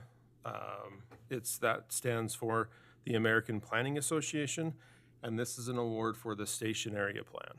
So they're very impressed with it. It's really well done. Yeah, That's perfect. awesome. And Okay. that's all. Mount that a great place, Brittany. You're the one to put those in great places, so help Matt find that spot, okay? Okay, anything else, Matt? No. Okay, council, any comments or questions, anything that you'd like to report? The sign by Sacco's that was ran over is now getting near to being finished. They had to wait for a bit of wet. It was too big of a stone, so they had to chip it off, and then they were going to pour the cement. And so hopefully within a week or two, that will finally get done. So Perfect, okay. From the sewer district, they put the casing under Antelope, the causeway. The 64-inch line went through the casing. They put temporary gravel down. They're hoping that they can do a permanent patch before winter, but they're up against, they've got to have a certain degree for a certain amount of time. But you go out there and look at it and look at how much they put underground, and then they're starting to tie it into the pump station, and the pump station's turning out to be a pretty interesting project. So if anybody ever wants a tour to go down there, let me know, and I can arrange one. So Matt, I just want to ask about the pickleball courts. Are they going to be able to get those painted since it has to be 55 degrees? And Yeah, last I heard, they're hopeful to do it within the next couple of weeks. They had it, once they pour, they have to wait 30 days to paint. So we're approaching that date. So as long as the weather holds true. Okay. And then Somebody we'll made have the comment to- about scoreboards in that. have no idea Is what there that's about. scoreboards going Going in. anywhere around that area? George Wallen? Yeah. There are some posts for scoreboards to go on the area where Roy Days was held. Okay. Scoreboards for what? From what I understand, when George Wallen was initially developed, those two field spaces were intended to possibly be football fields or flag football fields. I think you stripe them for flag football, don't you? Okay. Do we have the scoreboards, or did? Oh, Okay. Okay, All right. so did I. Via the Facebook. That makes two of us. Yep. Okay. okay. Anything else, council? I have a couple things. Please. Sally, thank you for being here. I'm excited to see you at a couple of the future events. Hope we haven't scared you off, so you'll be around. The Roy CTC had a great turnout for the family dinner night, and Roy City was a great partner in providing drinks, and that was a huge success. 750 meals were provided, so that was amazing. We have the Roy CTC Take Back Day, the community that cares at Kent's. The cool thing we have with our city is that Roy PD always has a take back container, so we don't have to wait for this take back day, but a lot of people do. So I would encourage that, to get it out of your home and get it into the PD. They provide a Take service. back is for meds. Medication, Yep. yep. Any expired, old, just want to get rid of. you didn't say what day that was? That is the Saturday, the 28th of October. And Saturday, the 28th of October? yep. Okay, So, and the Roy High football, or excuse me, not football, the Roy High fall sport, was it the fall, spring sport dinner, they all said, thank you very much. Thank you, thank you, thank you. We haven't had a meeting since then, so, but they were very appreciative again. So, good job on that. Okay. Thank you, Sophie. Anything else, council? Okay, hearing none, do I have a motion then to adjourn? So moved. Okay, Joe, thank you. I have a second? I'll second it. I was going to say, does everybody want to stay here? Of course, we do have another meeting. I just wanted to say, everybody, we play Friday, the 27th of October, the winner of Bonneville or Hunter for the first round of the football. So everybody come. Okay. We can Careful crowd with your that stadium fireworks. and cheer loud. Kind of got a little bit off track, and having done that, I appreciate it. Sally, do you have anything you'd like to share with us? Okay, feel free anytime as you go through this process. Ann gave us a second. All in favor? Aye. Any opposed? Hearing none, we are adjourned. Council, please come back in about 10 minutes. We'll jump right into our next RDA board meeting. Thank you. Hear real loud.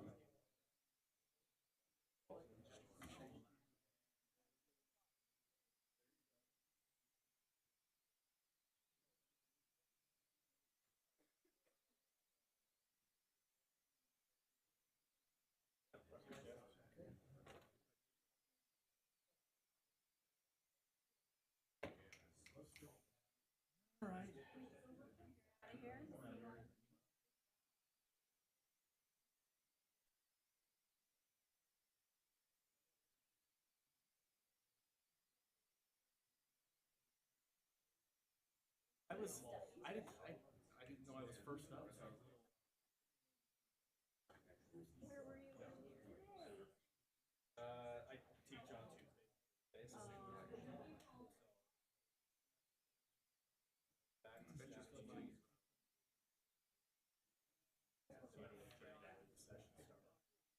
Where were you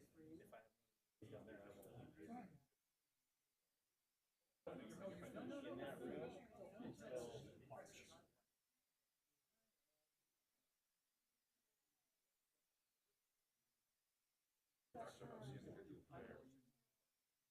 I teach on Tuesdays.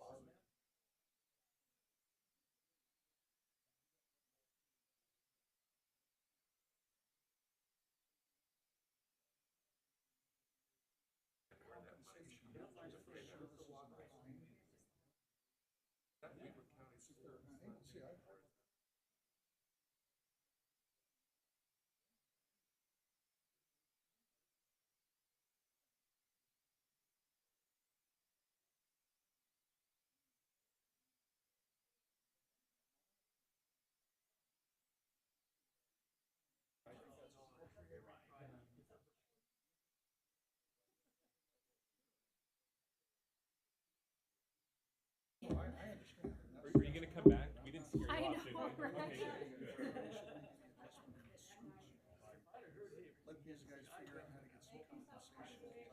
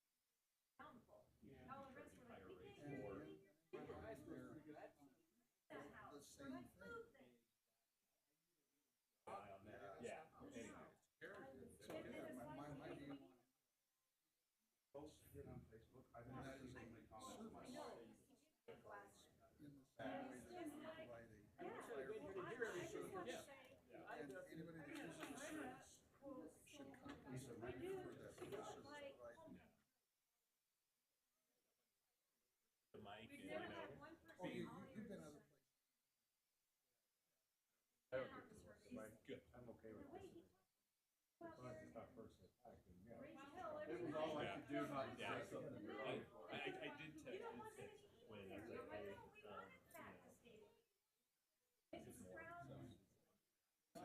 hey, in full transparency, because I was ready to.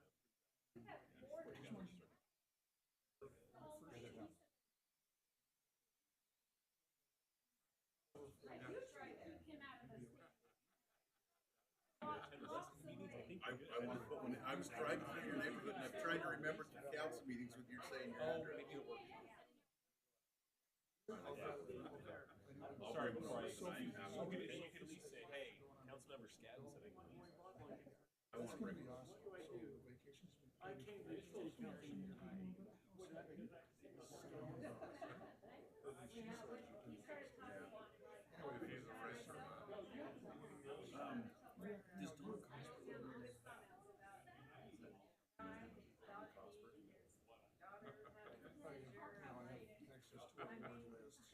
Does Don Cosper sensitive, you guys. Show a little empathy here for them.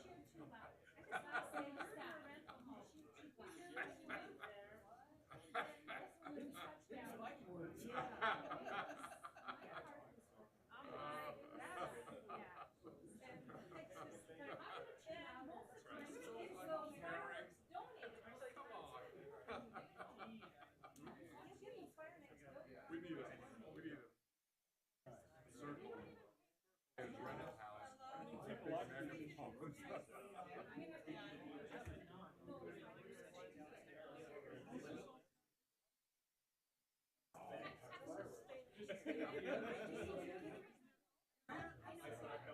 Is there anybody against it? Except you've already noticed it. There we go.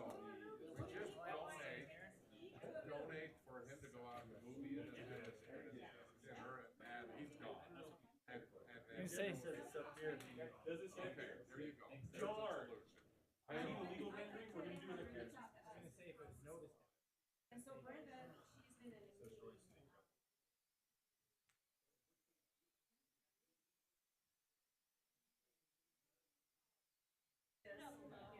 Hey, Mayor, we're just gonna do the work session.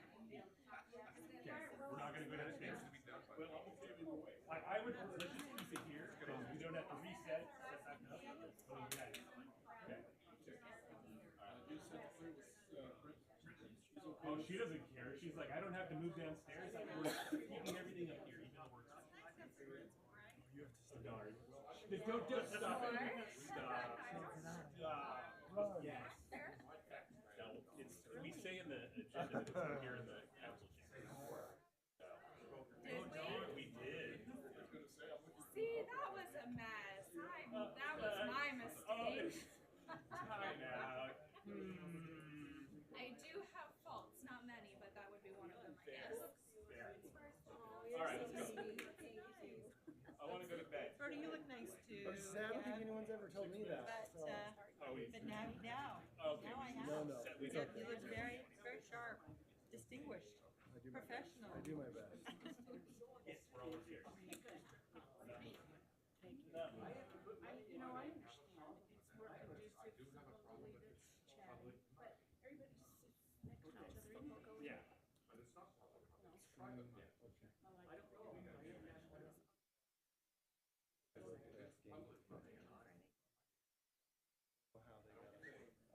You legit can go. He told me I could.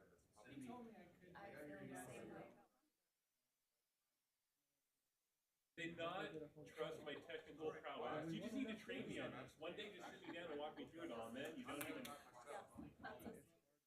right, all right. There's such a range of what the 3A teams are. Like there are some teams there, like Morgan Shaw, they have freaking 115 shooting, and then Ogden has like 30. Yeah. So you're like, and so you did like, played someone I didn't remember, and they're so bad, you beat them by 30. And then you played Roosevelt or Richfield or one of those people down there. That's powerful. So you're like, it's just Such so. a big range in the, yeah.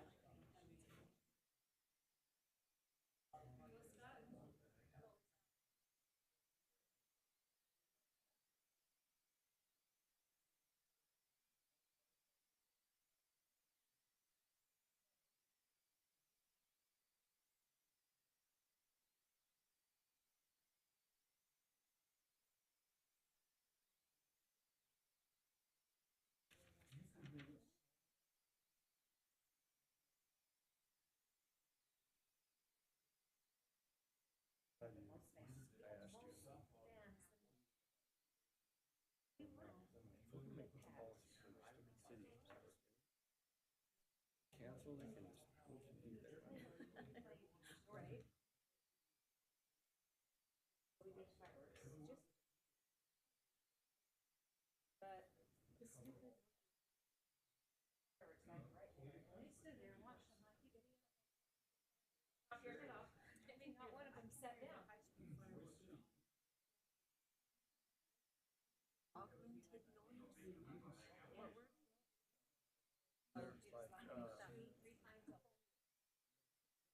Wave, right? Like augmented base wave? Yeah.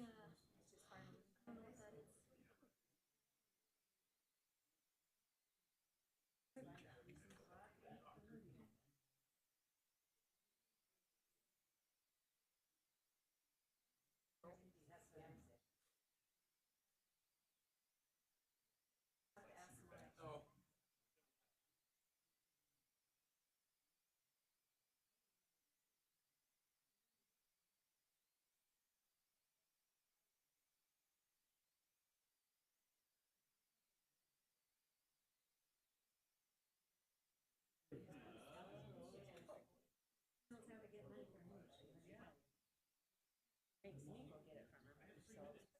Oh, you're 2 minutes past.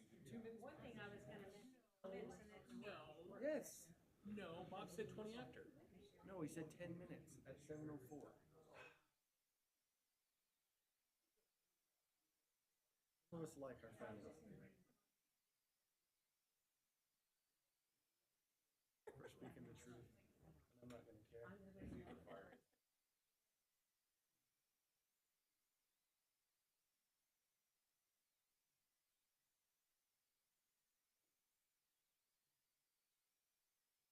$7:04, we said 10 minutes.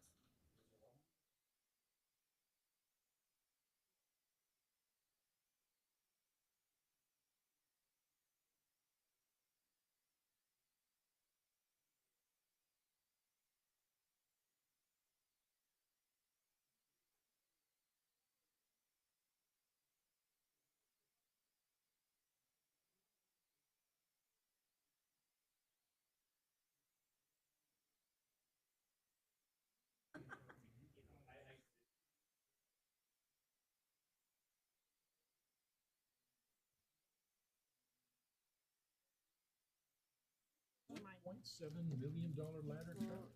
Who's gonna pay for that? It was just sitting Do you need it? It's a hard conversation. Okay, I'm gonna throw it away.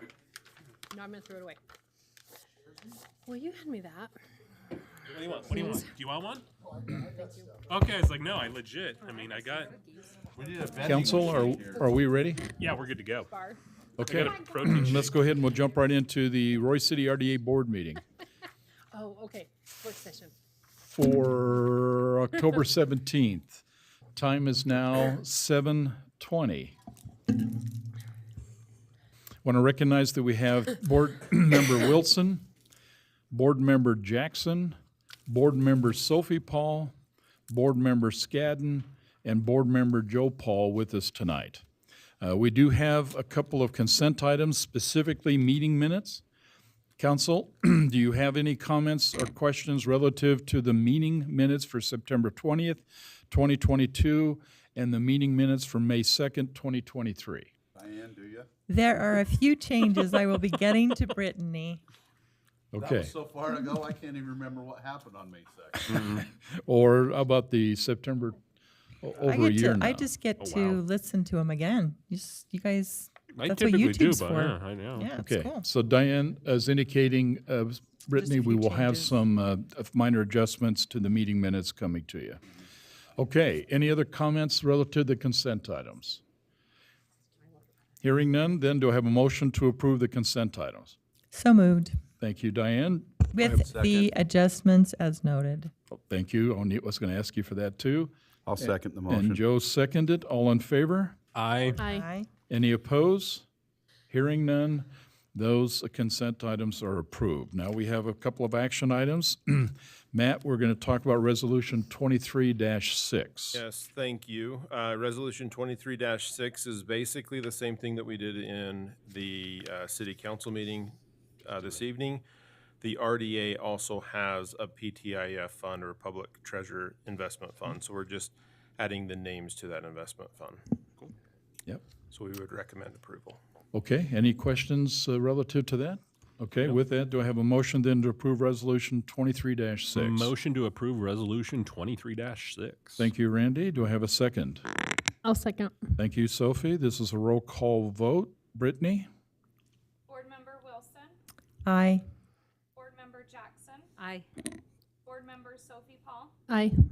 Board Member Scadden, Aye. Board Member Joe Paul. Aye. Perfect. Thank you, Thank you, board members. We've just approved Resolution 23-6. We now have Resolution 23-7, a resolution for the redevelopment agency approving interlocal cooperative agreement between the agency and various taxing entities. Brody or Rob? Go for Rob. We'll go for Rob. Thank you, board members. So I'll try to be brief, if that's okay. This is just, so a little update, and board member Jackson already asked this, but so we've approved, or all of the tax entities have approved the interlocal agreement except for Weber County and Weber Basin Water District, which will approve their interlocal agreements next week. But we have done informal negotiations with them. We've agreed to the terms. They've agreed to the terms. It's just doing that formal last step. But we're still going to adopt, on the agency side, all of the agreements. That's allowed by law. We just want to do that to save a step and save a meeting. So once the agreements have been signed by all taxing entities, we'll collect those agreements. And the final step in creating this active tax increment financing district would be to publish a notice and summary of the interlocal agreements, which we'll do as soon as we get those. But that, once we have all the interlocal agreements signed, we'll have those discussions with the Woodbury and other developers in this project area. And so we anticipate coming back before the board a lot sooner than 6 months this time, hopefully in the next 2 months, I would guess, with that development agreement. So yeah, this is just the final formal step on the agency side to get this project area created. So just out of curiosity, does Woodbury ever come and present, or is it through you? You go to him, he gives you That's the up to you. information? He could come for sure. Oh, I'm just asking what. Well, it he was doesn't with you normally- the last time Yeah. you made a presentation in front of Correct. the board. Yep, yeah. So he could, but a lot of that negotiation will happen not in a public setting. We'll go back and forth with the agreement. Mhm. Then we'll probably bring it before you and discuss it to make sure as a board you're comfortable with what you're going to be giving and what they're asking. And my guess is they'd like to probably be at that meeting just in case there's questions specific to their development and things like Okay. that. Okay. Okay. Any other comments, questions for Rob? Make a motion, we approve Resolution 23-7. Okay, Hold on. No, we can prove, I just have a personal question, but we Oh. can prove it first. I'll Well, second. Wait a minute, hold on. But you can't have discussion after the. Sorry. Well, I'd like you to make sure it's part of the public record, so I know we want to expedite the meeting. And if this is a conversation that talks about 23-7, I'd just soon we have it on the public record. Okay, nope. So no questions? Not about this. Okay. Okay. Must be about something else because I'm sitting there thinking it's all about this. Having said that, do I have a motion then to approve Resolution 23-7? So moved. Okay, so I got that one right. And do I have a second? I'll second. And I heard Randy say that. Perfect. I just want to ask how your dad's doing and tell him hi from us. Okay, we got. Wait. We gotta got to go. vote. We have to We'll get vote. there. We have Wait to a minute, vote. I'm not there. I'm almost there. I forgot that it was. Brittany, a roll call. please give us a roll call vote. I forgot it was a roll call vote. Board Member Scadden, Aye. Board Member Jackson, Aye. Board Member Joe Paul, Aye. Board Member Sophie Paul, Aye. Board Member Wilson. Aye. Thank you. We just approved Resolution 23-7. I got one more before we ask about the health of our good friend, which, by the way, I did ask, so we're on the same wavelength there. We're going to have one more action, which talk about update the CRA budget. Brody, I think you're going to talk that, or Rob, you're going to talk this? Yep, well, the Okay. mic's hot. Please. So this is just kind of a discussion topic. So the budget that the board adopted, I believe, was all the way back in 2019. Right. A long time ago. We didn't really know about what projects we were going to get, so it actually showed only $8 million of tax increment being collected. As we discussed earlier, it's $24 million. So we're going to go and we're going to update the budget just so it mirrors the interlocal agreement, so there's no questions 15 years down the road when there's new taxing entities, new board members. So that requires a 30-day notice and a public hearing. So just so you know, the first week of December, we'll be coming back as a board to adopt the budget. and it'll just be the exact same presentation, and it's just to have uniformity through the agreements in the budget. Does that have to be done before December, or can it be done in January? Like if we didn't? It could be done in January. Oh, Yeah, it's okay, so just- if we yeah. weren't meeting. It just requires a that- mandatory 30 days between Notification. when Oh, we I- notice Posting. the, Yep. the property owners and the taxing entities. Okay. And it also doesn't impact negotiating with Woodbury or any developers. It's just more of a formality. It's a formal, yeah, it's a formality. Okay. Yeah. We don't have to do it. It's just to help offset for future questions. Perfect. And so those numbers will be moving all the time as interest rates and projects come and go anyway, but it's just be starting on the same level ground now Correct. that we're moving Yeah, forward. so we attach the budget to the interlocal agreement. So it'd just be, in the interlocal agreement, we have, hey, a $49 million base year. But then, since we adopted it in 2019, it was like a $23 million base year. So it's just to make sure that no one goes, well, hey, why is this budget and the interlocal so different? Okay, thank you. Yeah, great comment. Okay, great question. Council, any other comments related to updating the CRA budget? Okay, then we're going to go ahead and proceed to have that presented to sometime formally, hopefully before December's out. Okay, any other issues before I ask for a motion to adjourn? Okay, hearing none, to have a motion then to adjourn. I make a motion, we adjourn. Okay, Joe, do I have a second? I'll second it. Thank you, Ann. All in favor? Aye. Any opposed? Hearing none, we are adjourned from the RDA board meeting. Let's take 3 or 4 minutes and then walk right into the last meeting for tonight, which is a work session. Is that here or downstairs? Here. Just sit here. Yeah, here. Be done. Yeah, I think that's okay. Brittany, you're okay with that? Yep. Comfy chairs. So Rob, how is your dad? I didn't. Yes. How is your dad? Good. So he's still in the assisted living facility, but his spirits are a lot better. So Good. yeah, And- I think he, for the first, 'cause it's been a year, so I think for the first 6 months, he was kind of, having that, why did I get dealt this hand? Yes. Now I think he's transitioned to the, let's make the best out of the hand I was dealt. And So he's doing a how's- lot better. Yeah. And then how's We're your not mom doing? recording, are we? This is a personal conversation. Could you just not record? Thanks. Is your mom okay? She's doing good too, yeah. I could just come talk to you.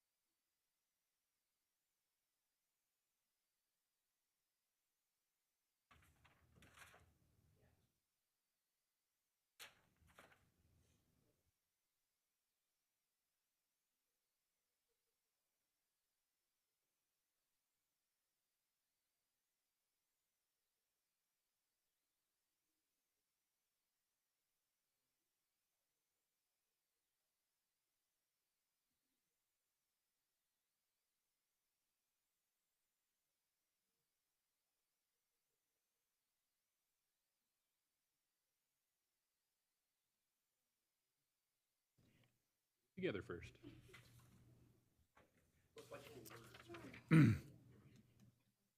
Oh, and Ann's, we gotta wait for Ann. I can help her along. Okay, let's go ahead and we'll get into the Roy City Council Special Work Session.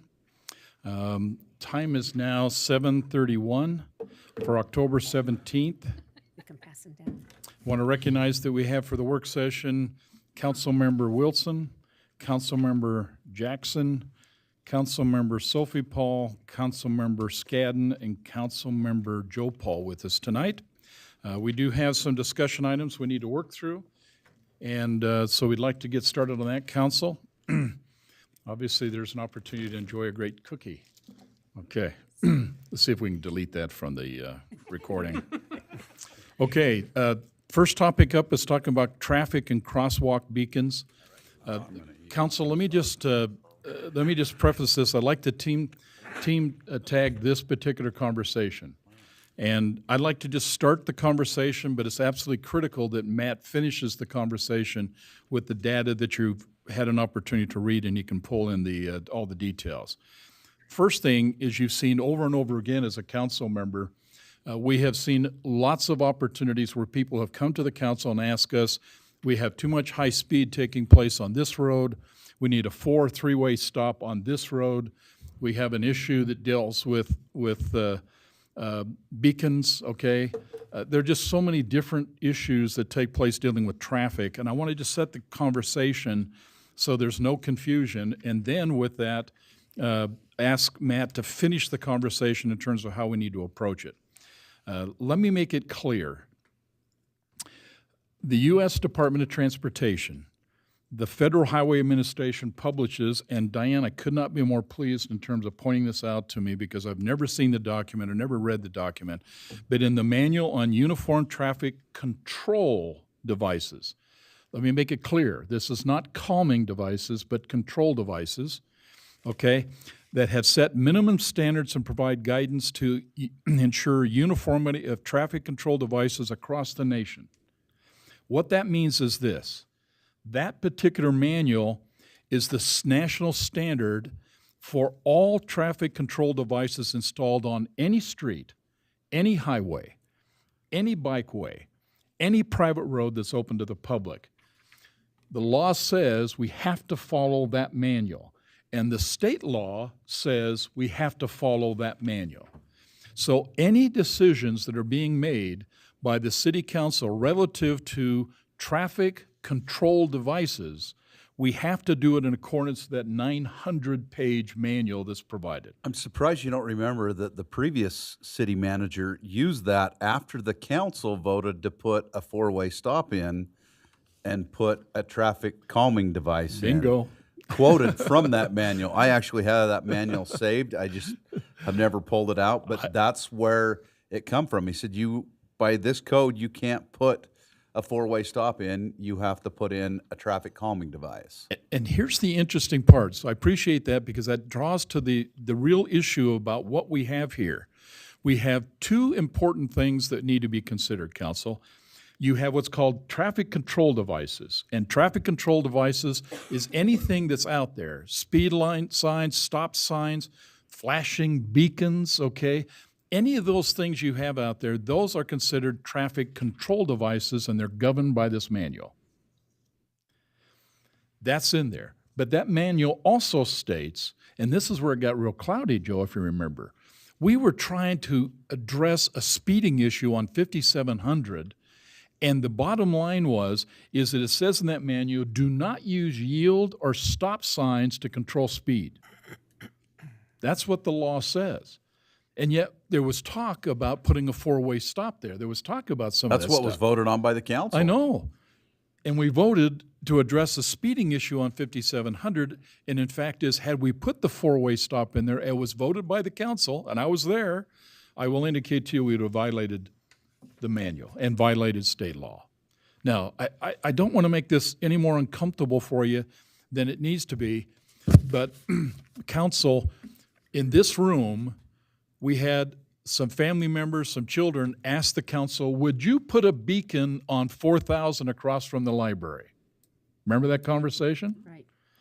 That beacon is in fact a traffic control device, not a calming device. It is a traffic control device. To place that beacon technically at that location required us to follow the manual. And the manual's very clear in terms of how that has to be done. We arbitrarily, because they made a good argument, we arbitrarily basically says put it in anyway. Now, understand the difference. Now, under traffic control devices are speed limits. It's in there. And both the manual as well as the law says you don't need to do an engineering traffic study to make the change in the speeding limit. You can choose anything you feel comfortable with. That's the only exception. Everything else requires it to go through the engineering process.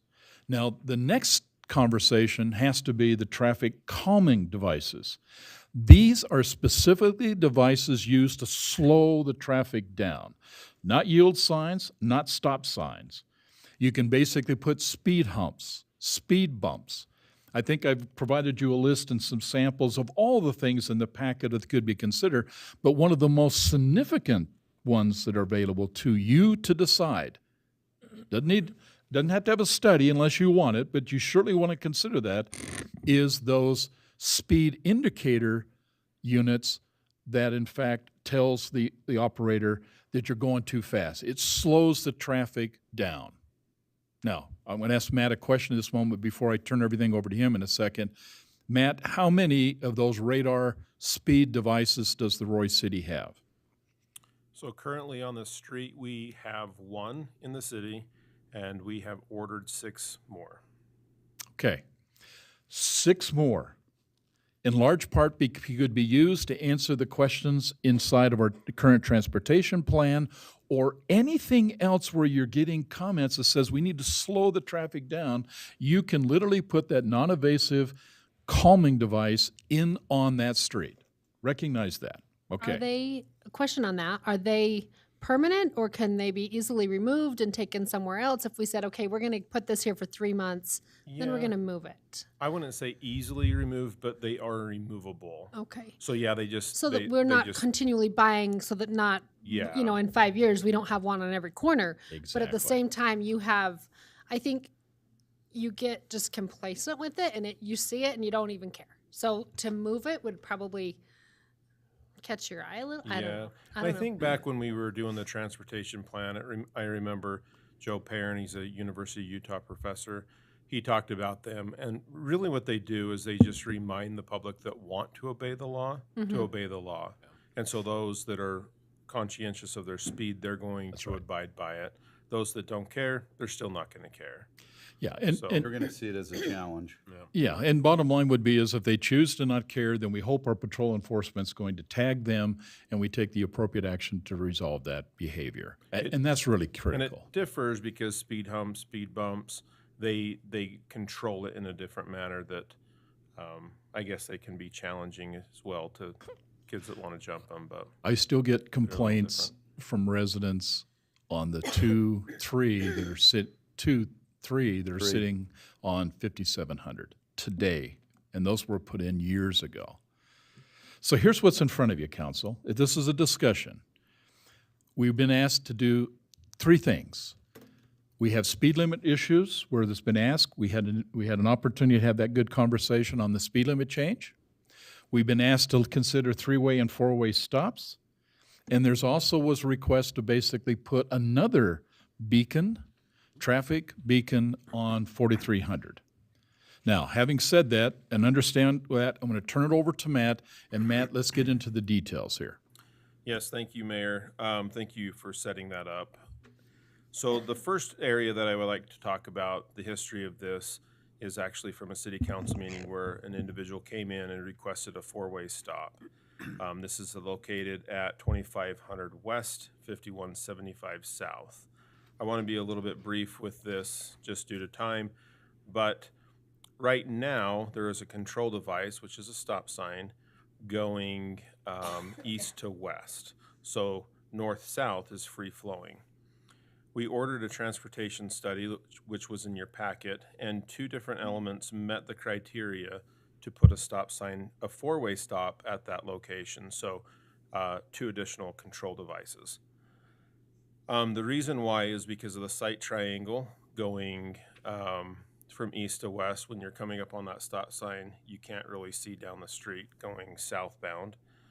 And then also, the traffic flow patterns in that area are pretty equivalent from north to south to east to west, which also merits another stop sign. So Joe Perrins did the transportation study in that area, and he is recommending that we were able to put, and it meets the criteria to put a four-way stop there, as suggested by the patron or the citizen that came in.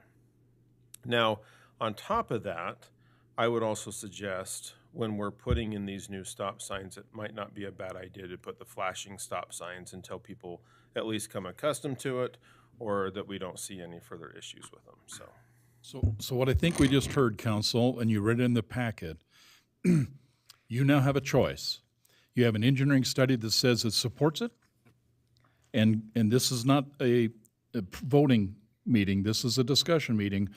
Do you want us to go ahead and move forward then to present to the City Council a formal request to go ahead and place a four-way stop at that location based on an engineering study that says it supports it? Comments? So I have a question. Are there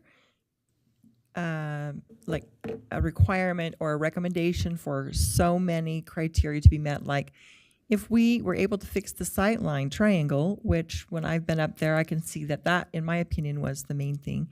So I think that could be a fix. That's sort of like a realistic fix. So then there would only be one criteria. Do you need like two criteria to be able to meet it? Or is if you just get one, that's it? Just and one criteria. And as long as it's equal both ways, then it goes, then you could say yes? Then it meets the standards to be able to justify a four-way stop. Doesn't say that you have to put in a four-way stop. It just meets the standards for a four-way stop. Right. Because when you look at the numbers, if the sight triangle thing could be, resolved, which I think that's what the biggest issue is, it does turn into a safety issue actually when you are changing a flow traffic pattern.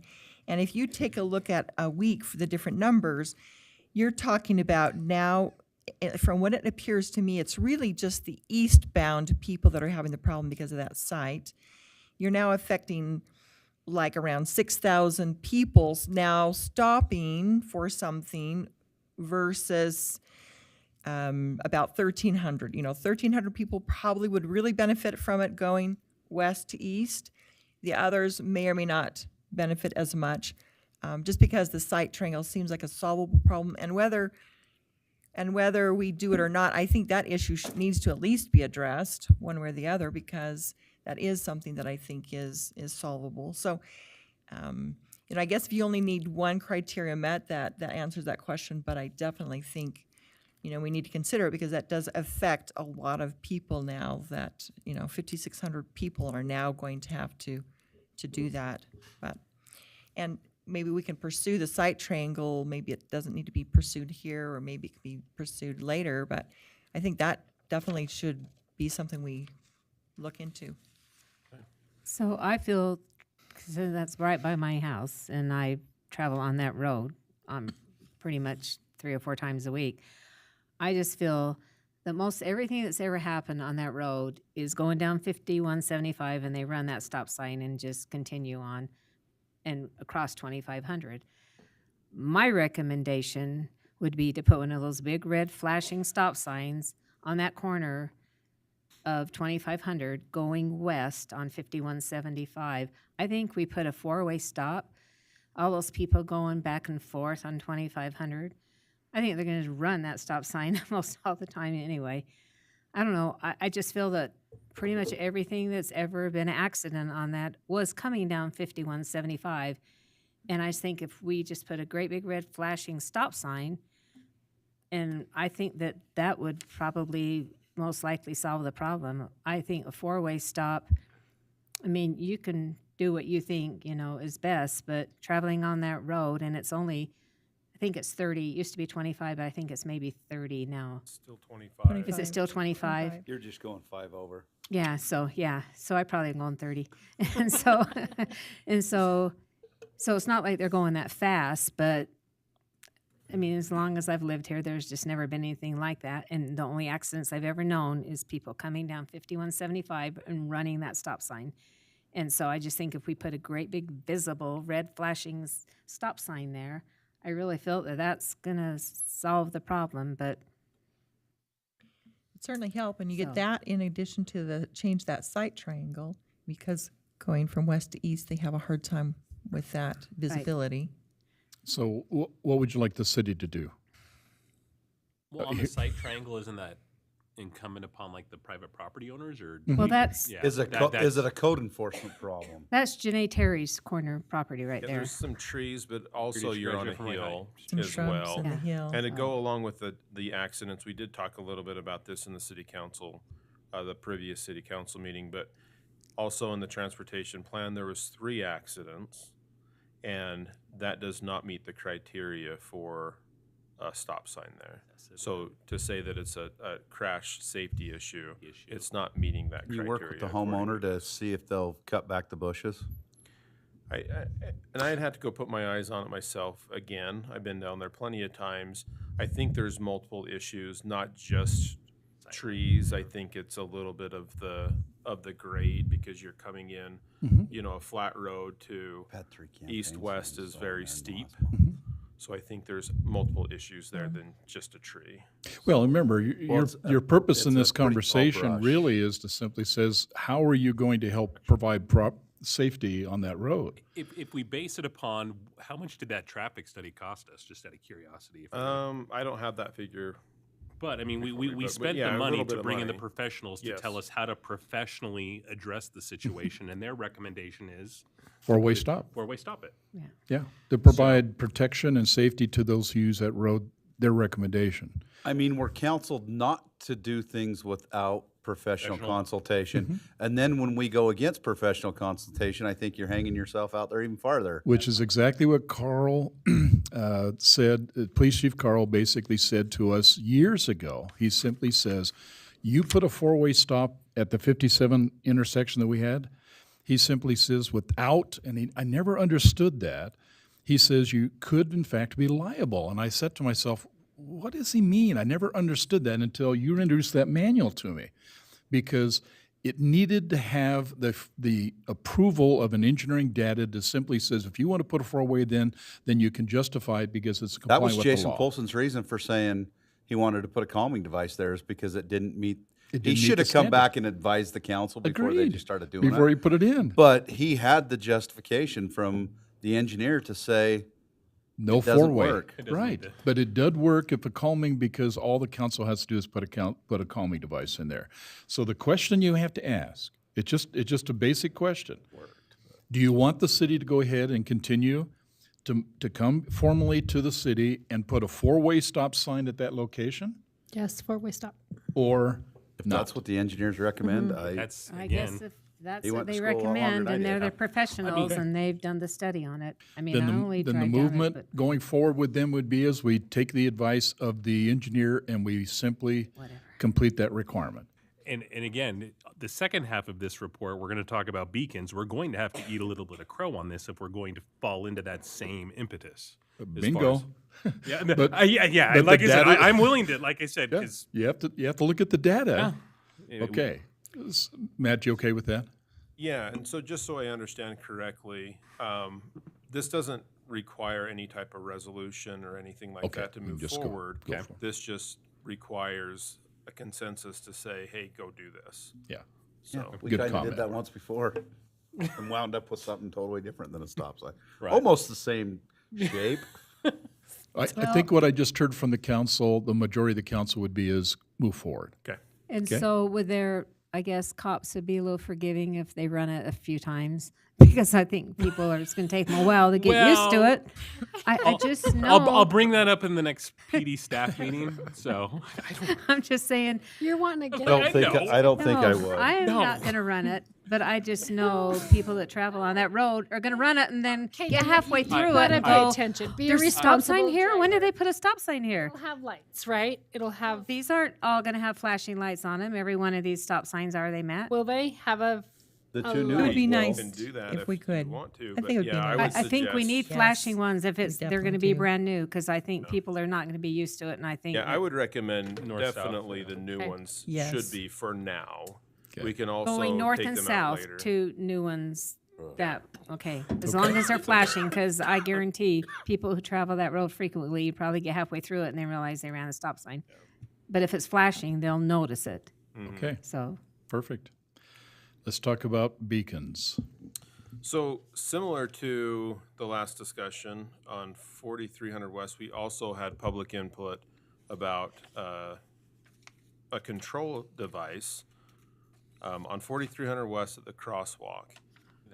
Went through multiple criterias on the transportation study that was ordered by the same consulting firm, and he did not recommend any type of control device in that area.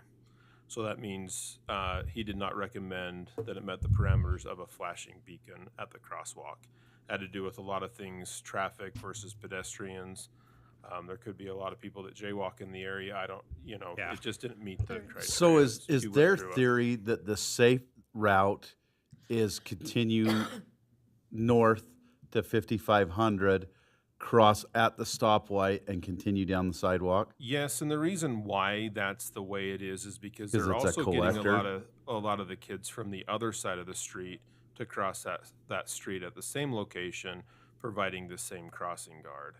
So I can understand where students are wanting to go through the neighborhood, not having to walk on 5100 or 5500 South, but we would prefer them to go on that safe sidewalk route that was provided. But I understand why they're not, because they're usually coming from the south. Now, so since this is a traffic calm device, and the manual's very clear on how they're supposed to be engineered to make that determination, what I think I just heard Matt say is the engineering analysis came back and says it does not support putting a beacon on 4300 by Amoroso Park. I think that's what he just said. Yes. So now the question is that I would encourage you, okay, please, this is one that Roy City Council cannot violate state and federal law. There's no justification to put it there. Yeah.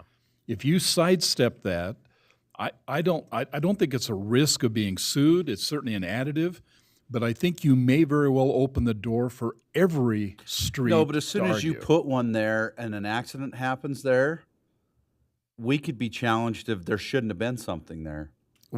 All we can do is defend it based on what the national and the state standard says is what we're supposed to make decisions And on. it says don't put one there. And it says don't put one there.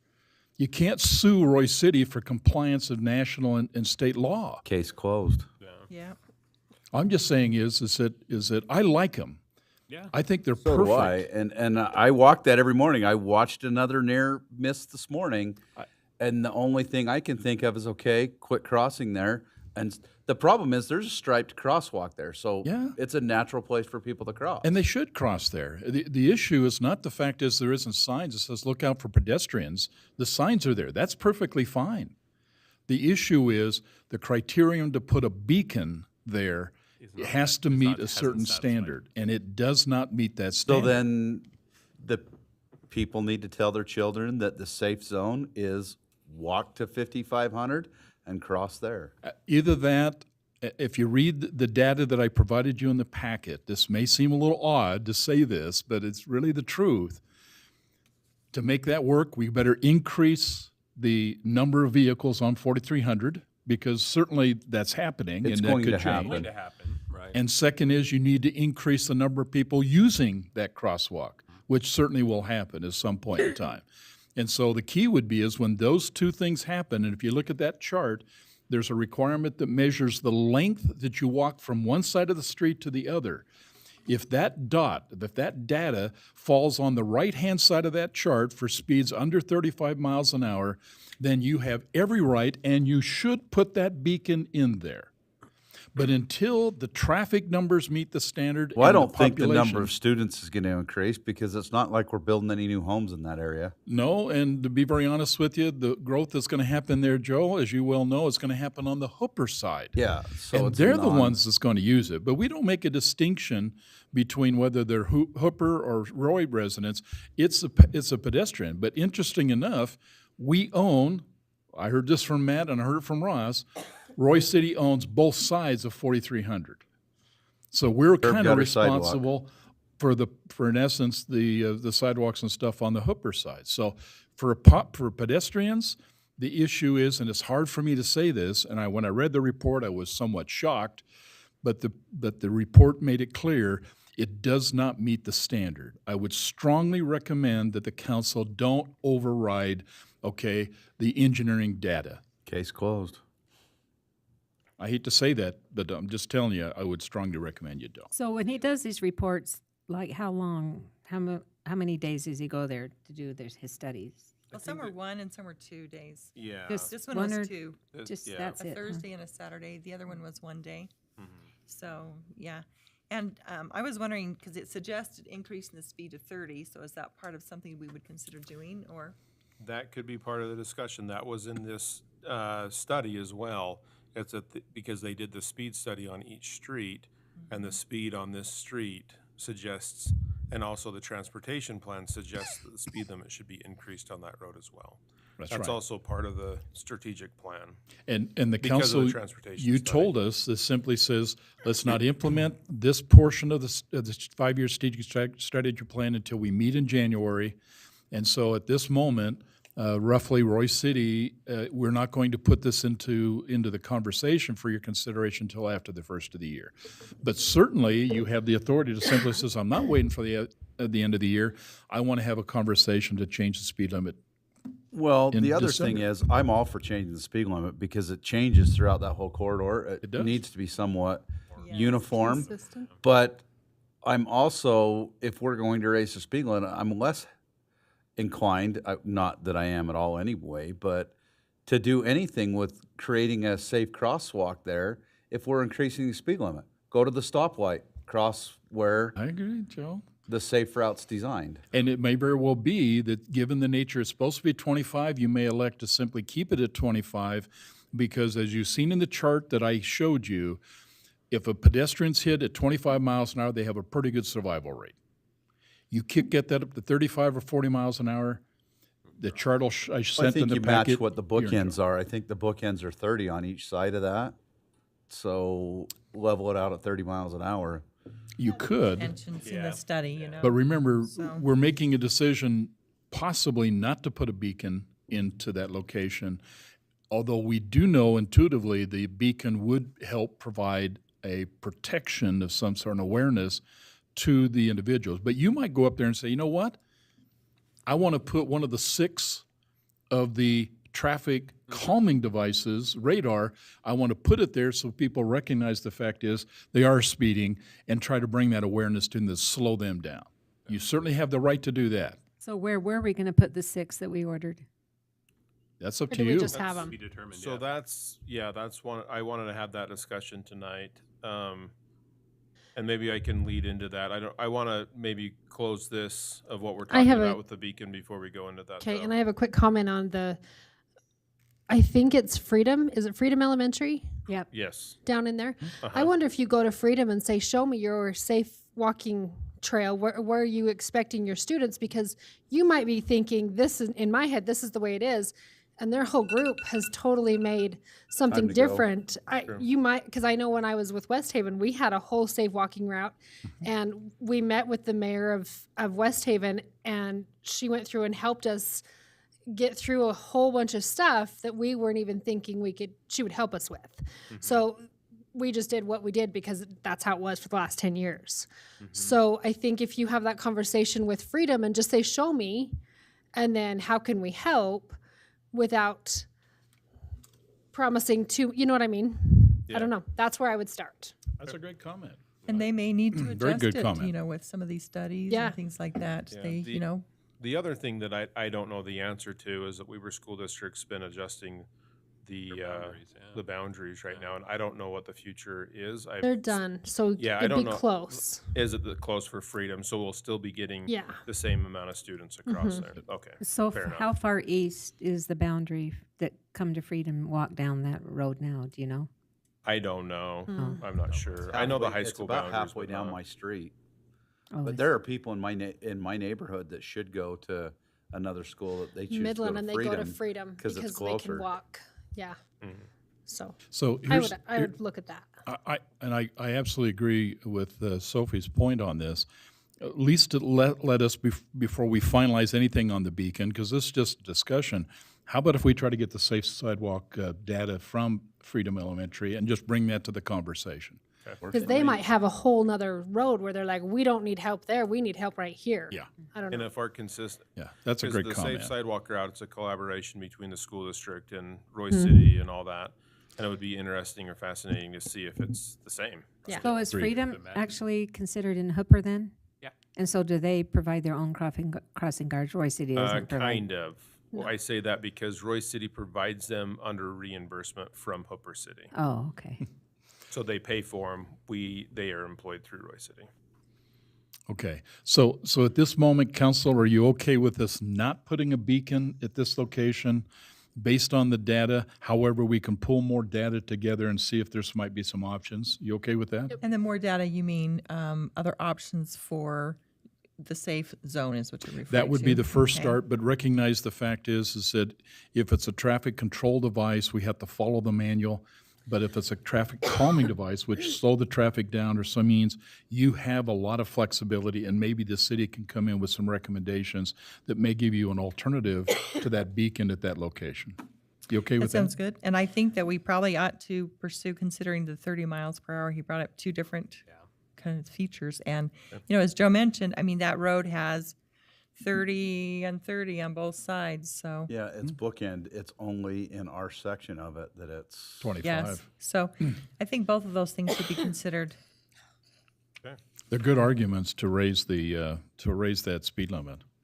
Okay, we'll go ahead and move towards that. You okay with that, Matt? Yes. And then you wanted to follow on this conversation with a little bit more dialogue about about those speed indicators. Yeah, so we did order, as I indicated, we did order additional speed feedback signs. The mayor said something in the city council meeting that kind of caught my interest. He said, and I didn't validate this, I do have the transportation pulled up, but on 4400 South, you indicated that the average speed of the 85th percentile was 38 miles an hour, and when Councilmember Wilson pulled it, it was 33 miles an hour, suggesting that that feedback sign is working at that location. So I think they are a good tool for us. They're not very invasive like a calming circle, but they do work. You said that word again.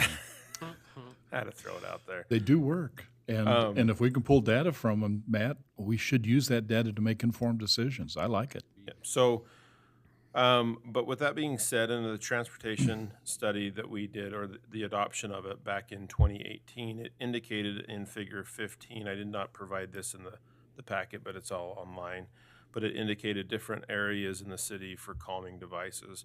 I can tell you where they are. It's 5700 South.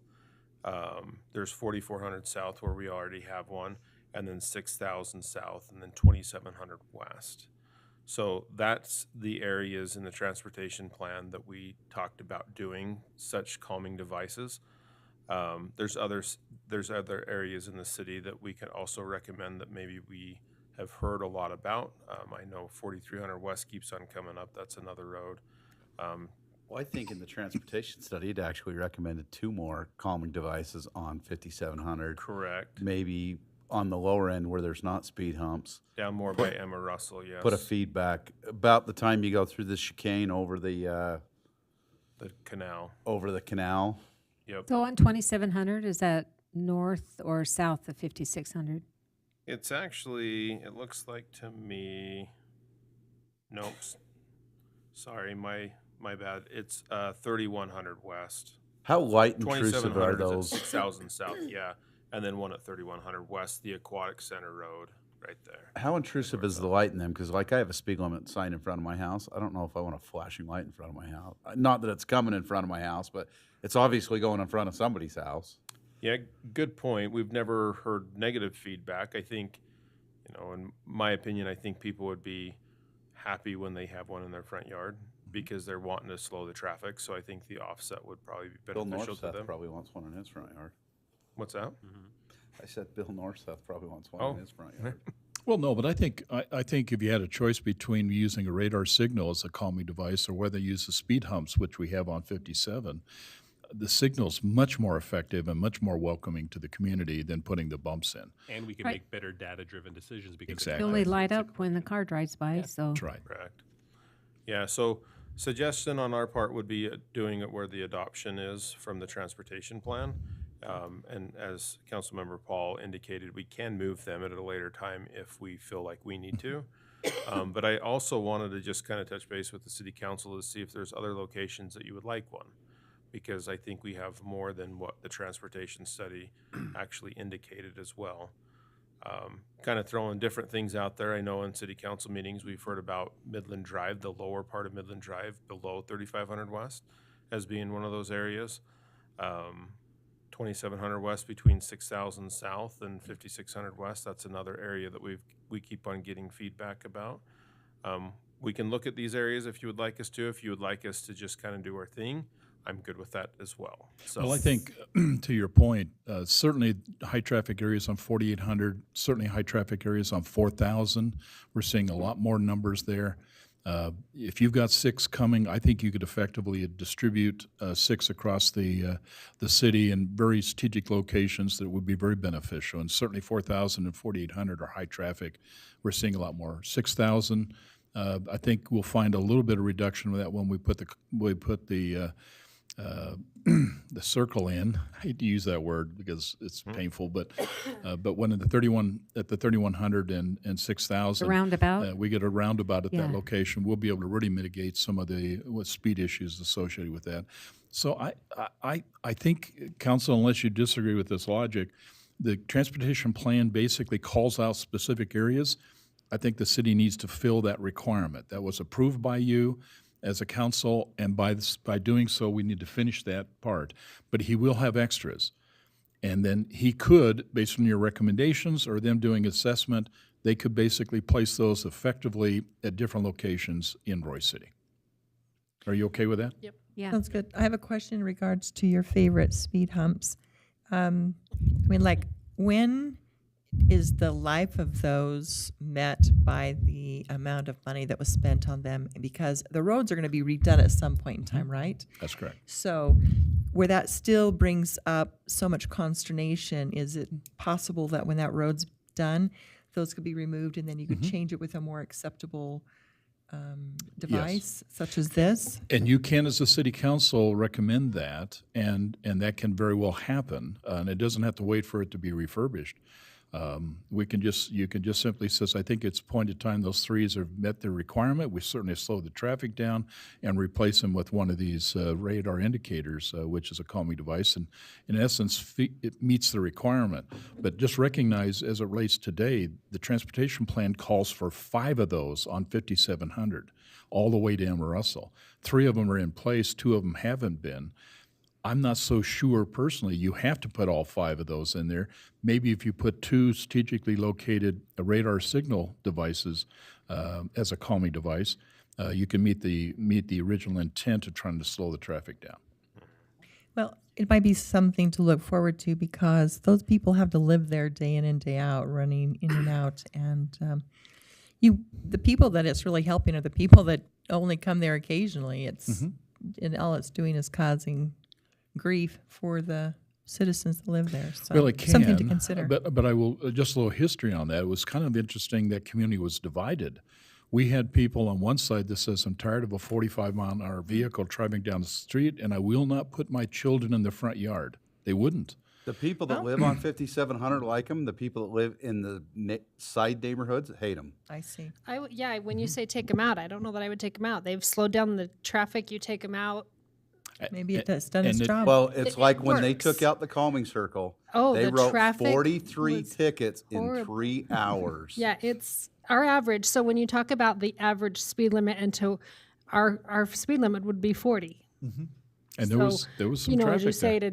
to up our speed limits to 30, 35, ours would be 40, 45. And to Sophie's Yeah. point, those people who are directly affected, okay, because it's in their front yard, kind of like them, become I do. accustomed to them. I like 'em. But I think you'll find that others up there seems more of a nuisance, and they would certainly welcome to get them removed. Yeah, you slow down over the humps. You have to You slow down. down. Have to And if slow you down. don't, and Maybe you it's- can tell the people that don't live there, their poor little trucks, I'm like, oh, Axel, Oh, yeah. you just the- lost some tools. That's right. And that's what, I find a lot of tools, a lot. But Maybe again, they're the serving council- the purpose and they Yeah. meet that need. and Right. we can stay with the original strategy, which is leave them where they are. Yep. But you have some choices. I think that's the Yeah, point. leave them until you have to redo the road and then. They've redone the just- road several times. It's They not a chip matter. sealed it with them there. Yeah, did they they? just go right over it. It's not a. Yeah. Matt, here's what I think I heard, and council just verify.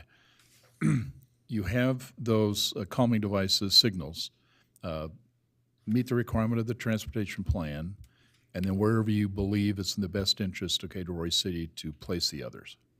You okay with that, council? Yep. Sounds good. Okay, and we'll leave to your judgment. So are those speed bumps, are there signs that tell you there's gonna be a speed bump, right? It says hump. So if they don't read the sign, then Yep. all If you them. and you can see them, they're very well painted. The people that don't pay attention to the sign are the same ones that are not going to care that the feedback sign's flashing that you're going over the speed limit. Okay, you okay, Matt? Okay, let's jump into the transit room tax. Brody, you're going to talk this one? Go for Broad.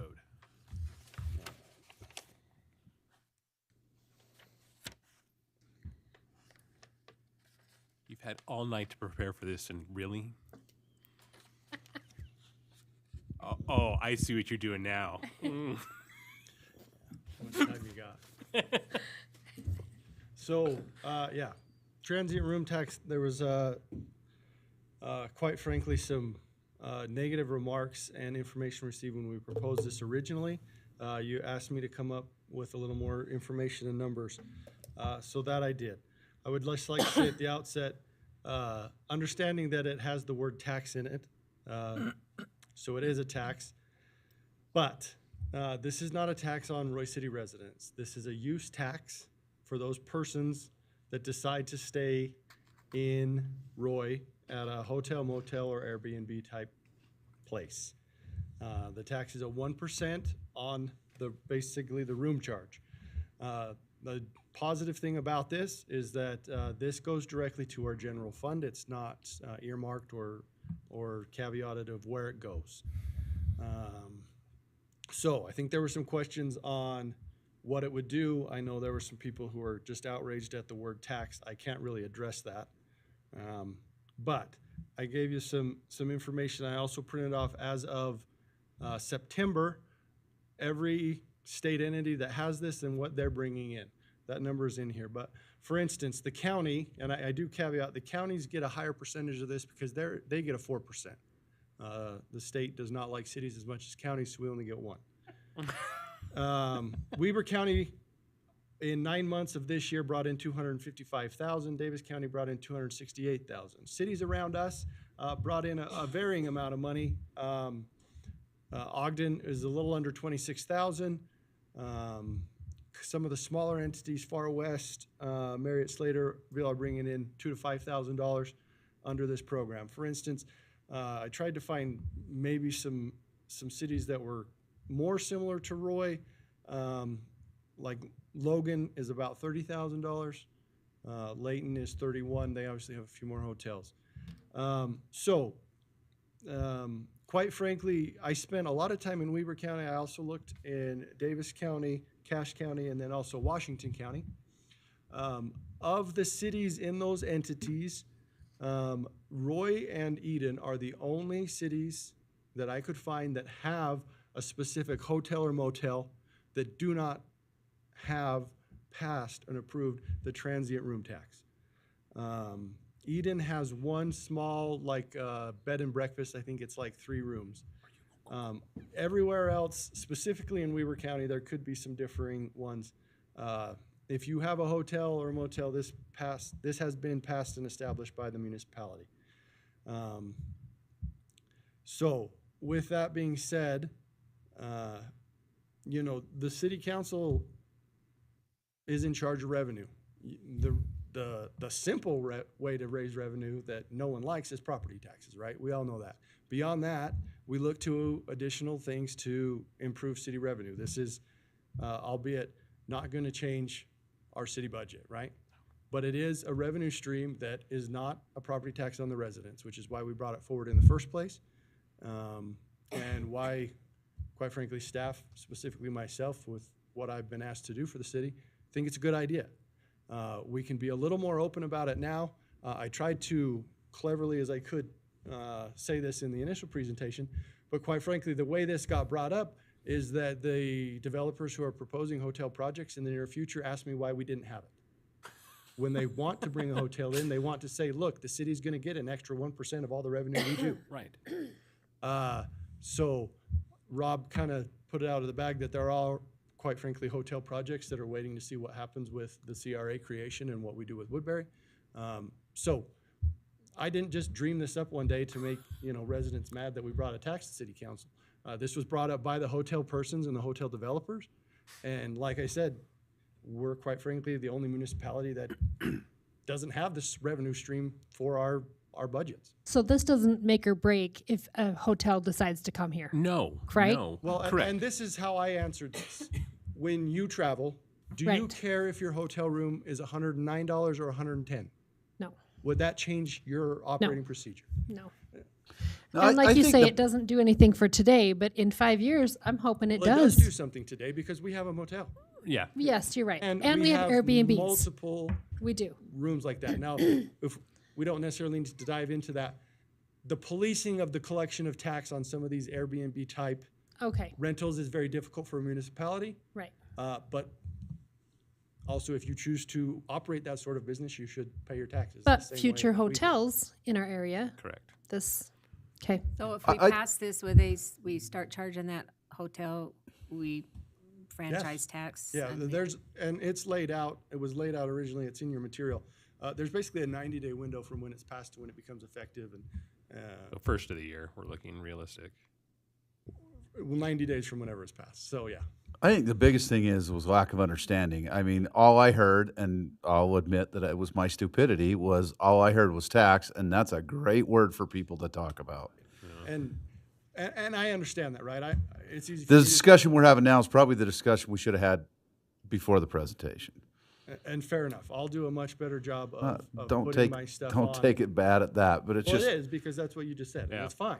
And again, we're not a tourist destination, and even if we are, I just booked a hotel 3 hours before I came to council for Florida, and I didn't care. I'm paying $143 in taxes. Yeah. It's So, part- But I but I mean, think to the point, here's the point I want to make sure we clearly understand, since the conversation did lead to a potential hotel for Roy City. I will promise you, if in fact Roy City puts a hotel downtown, and it does that in large part because our hotel study says that Northrop Grumman will bring in so many people to have to attend the conferences, the meetings they have to develop that new Sentinel missile. Yep. That hotel that comes into Roy City, if it comes in and when it comes in, I promise you, will be full a lot of the time. Correct. It will meet more than the requirements. Because when I travel, I try to find the hotel that is closest to the venue that I'm at. Exactly. And I don't care what the price is as long as it's under the criteria that the Exactly. company will reimburse me at. That's Doesn't right. matter. Well, and I think in a council meeting at one time, I can't remember when, they said that the Hill Air Force Base Museum was one of the top rated places to go and attractions in the state. So I think right there. Well, there's been times when, I mean, Roy High would definitely use the hotel, their rooms for dances, for banquets. Roy City, we yeah. could have our banquets there. We always have to go find well, another yeah, because venue. I talked to Pusey about that when they do have State regional playoff games. Right. regional tournaments and Right. and Bay big and things Layton. like that. Right. people that are coming here, Have to travel to family and Riverdale, other Layton, or people. Ogden. Yeah, they're going and staying in other cities. Because we host the Royal Air Drill Competition every year, and they have to be there early in the morning. We would have people clear down south that would come stay at our hotel if we had one. Yeah. So I think, you know, if we could get a hotel in Roy, that would be a dream, because it would be used all the time. Right. So And with that then, and you heard this conversation from the chief, hotels sometimes have a demand on our law enforcement to be able to deal with issues. Right. And all I'm saying is that who pays for that? Right. So That's why it's called the transient tax. So are you okay with Roy City now presenting back to you a strategy, a plan, okay, for us to go ahead and consider a transit room tax Yes. in Roy? Yes, I just think Thank you that, very that much for whatever this we, information. if we get that tax, I think it needs to be fairly distributed to, you know, the different divisions of the city that. And Just that put it is- in the general fund. Yeah. That is a nice thing, is you don't have to pass it with some sort of earmark. yeah, Right. we don't have to earmark it. It just hits the general fund Money and it's goes into for the general yeah. fund, and we can use it the way we do general fund monies. It can Yeah. go to one thing for Well- 1 year and one thing for another. It's just part of our budget. Yeah. Well, it sounds like a no-brainer to me. All right. So, I think Check on the the scale. majority have said go forth. Okay. You okay with that, Brody? Y'all. Thank you. Perfect. I was trying to figure out why you were still here, Michelle. I was like, oh, Oh, it's right now. She's got something to go say. time. It's go time. Let me just give a little history, and Michelle's going to finish, okay? It really stems from the idea that some of our neighboring municipalities do enjoy the aquatic center and take advantage of that. You know the data behind that. You ask a lot of questions. There was a lot of good information. Michelle's going to try to answer those questions for you here in a second. But just recognize is that there are, in the policy that I sent you, there are 2 dates that are critical in terms of acquiring the aquatic center for rental at night. One is the first day, and the one is the second day. Those who are residents and those who are businesses within Roy City, they get the first day. And everything else is available to anybody else the second day. And all we're saying in this proposal is that would Roy City consider adjusting the policy to allow a neighboring municipality who has a big date, much like our Roy days, much like Hooper's Tomato Days, to come into Michelle and ask Michelle if, in fact, on the first day that she's taking reservations, if they can consider locking down a date for their big event. That's the Any of those conversation. neighboring cities offer to put any money into our complex? No, well, Just curious. no, but I will tell you, I'm not so sure anybody's asked that hard question, because I know, and you know, Riverdale, for an example, buys access to our aquatic center. So does Washington Terrace. And they do so and sell those tickets to their resident half price. Cheaper to do that so they don't have to put a swimming pool in their city. Bingo. They So take advantage of this where I'm heading regional- with yeah. this is, if other cities around us want priority, Pay for it. put your money where your mouth is, and let's raise the rates, and This they is can the have con- first this choice. is the conversation Go that for Michelle. Michelle What do you is going to got? have. So What do I'm you gonna- got? I I'm was gonna gonna say, are turn we it over to stealing your Michelle, thunder? And let's see what she has to say. Okay. but doesn't most of the cities that have those functions, it's usually a week-long function, so I don't know if Roy residents got the. Isn't it just one day they want? Again, No, but I'm just saying, if we had the first day, then I'm sure during their week, there'd be one day what was left over. wouldn't there? let them No? let the hand of the free market dictate. If somebody wants priority access, we'll have a 0 day, and they pay a higher price to get whatever day they want, and then days 2 and 3, we'll suss it out from there, just like we've always done. What I would Anyway, let go Michelle ahead. present. Go with your presentation. Sorry, we're all just To getting answer punchy. your question, and most, or at least last year, most dates were filled up within the first 2 days. Yeah. Like Okay. it fills So up there so is fast, there's demand. not anything And this left just is over. like 6 to 8 o'clock at night we're talking. Correct. Yes, yeah. So, just to recap, the mayor already ran over this. This is our current reservation policy. The residents get January 1st, and then January 2nd, it opens up for the general population. So, in digesting the council meeting from back in September, There were three main points. Number one, you guys were willing and interested in exploring the possibility of some type of an exemption to the existing policy. Number two takeaway was that that booking should be limited to a municipality for their city celebration. I know there was a little bit of conversation about other organizations or businesses or somebody doing that. I felt the overall tone was to keep that limited to a municipality. And then number three, that booking should be in conjunction with an additional fee. So keeping those caveats in mind, we as staff came up with two draft options of an exemption that we could add into our policy to allow this municipality to get a booking.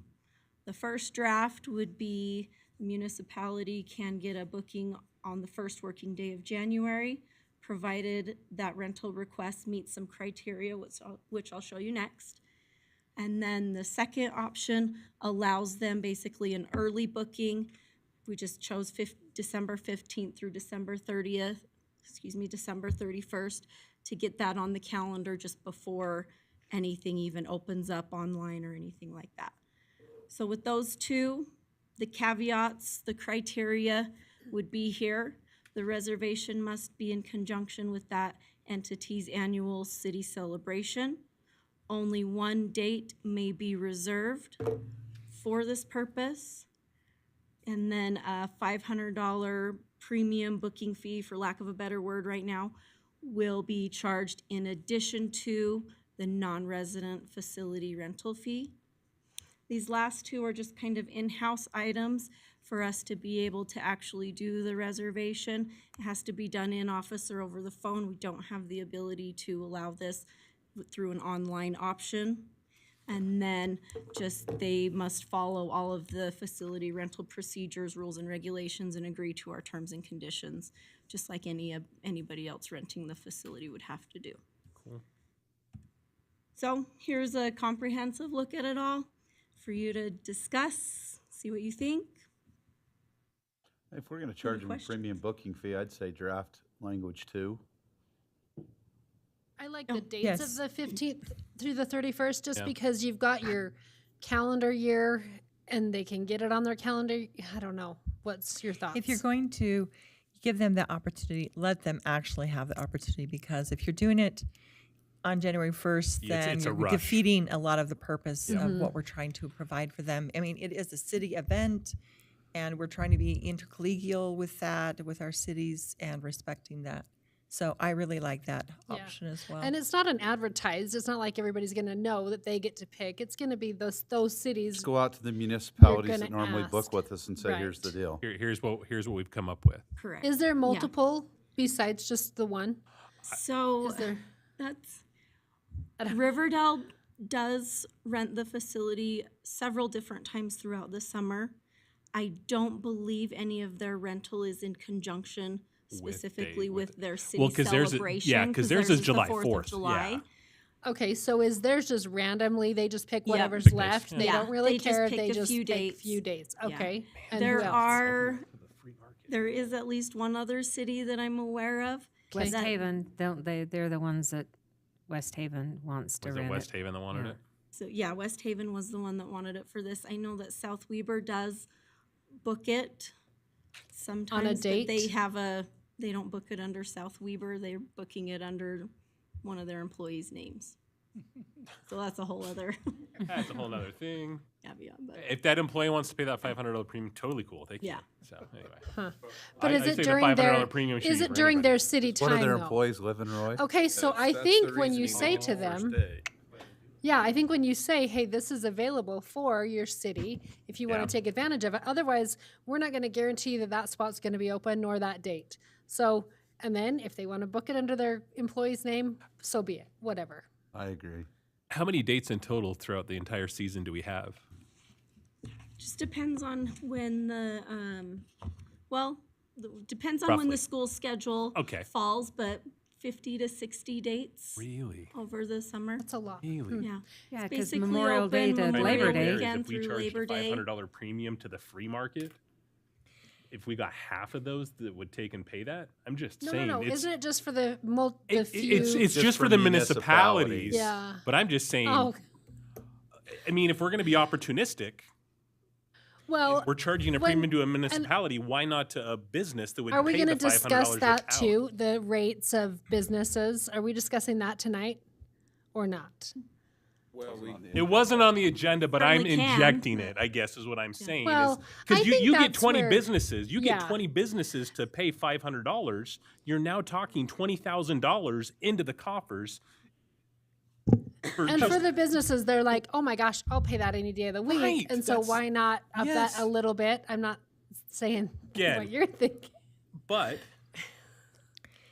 I because we fill My up in only 2 days. hesitation would be if you were to get any kickback from your resident businesses Right. or your I think we need residents. But they would still have resident Would would still- still have yeah. the priority, right? On the first day. Yeah, but they we, would The still yeah. first get the day, first rates day, would have sure. just increased.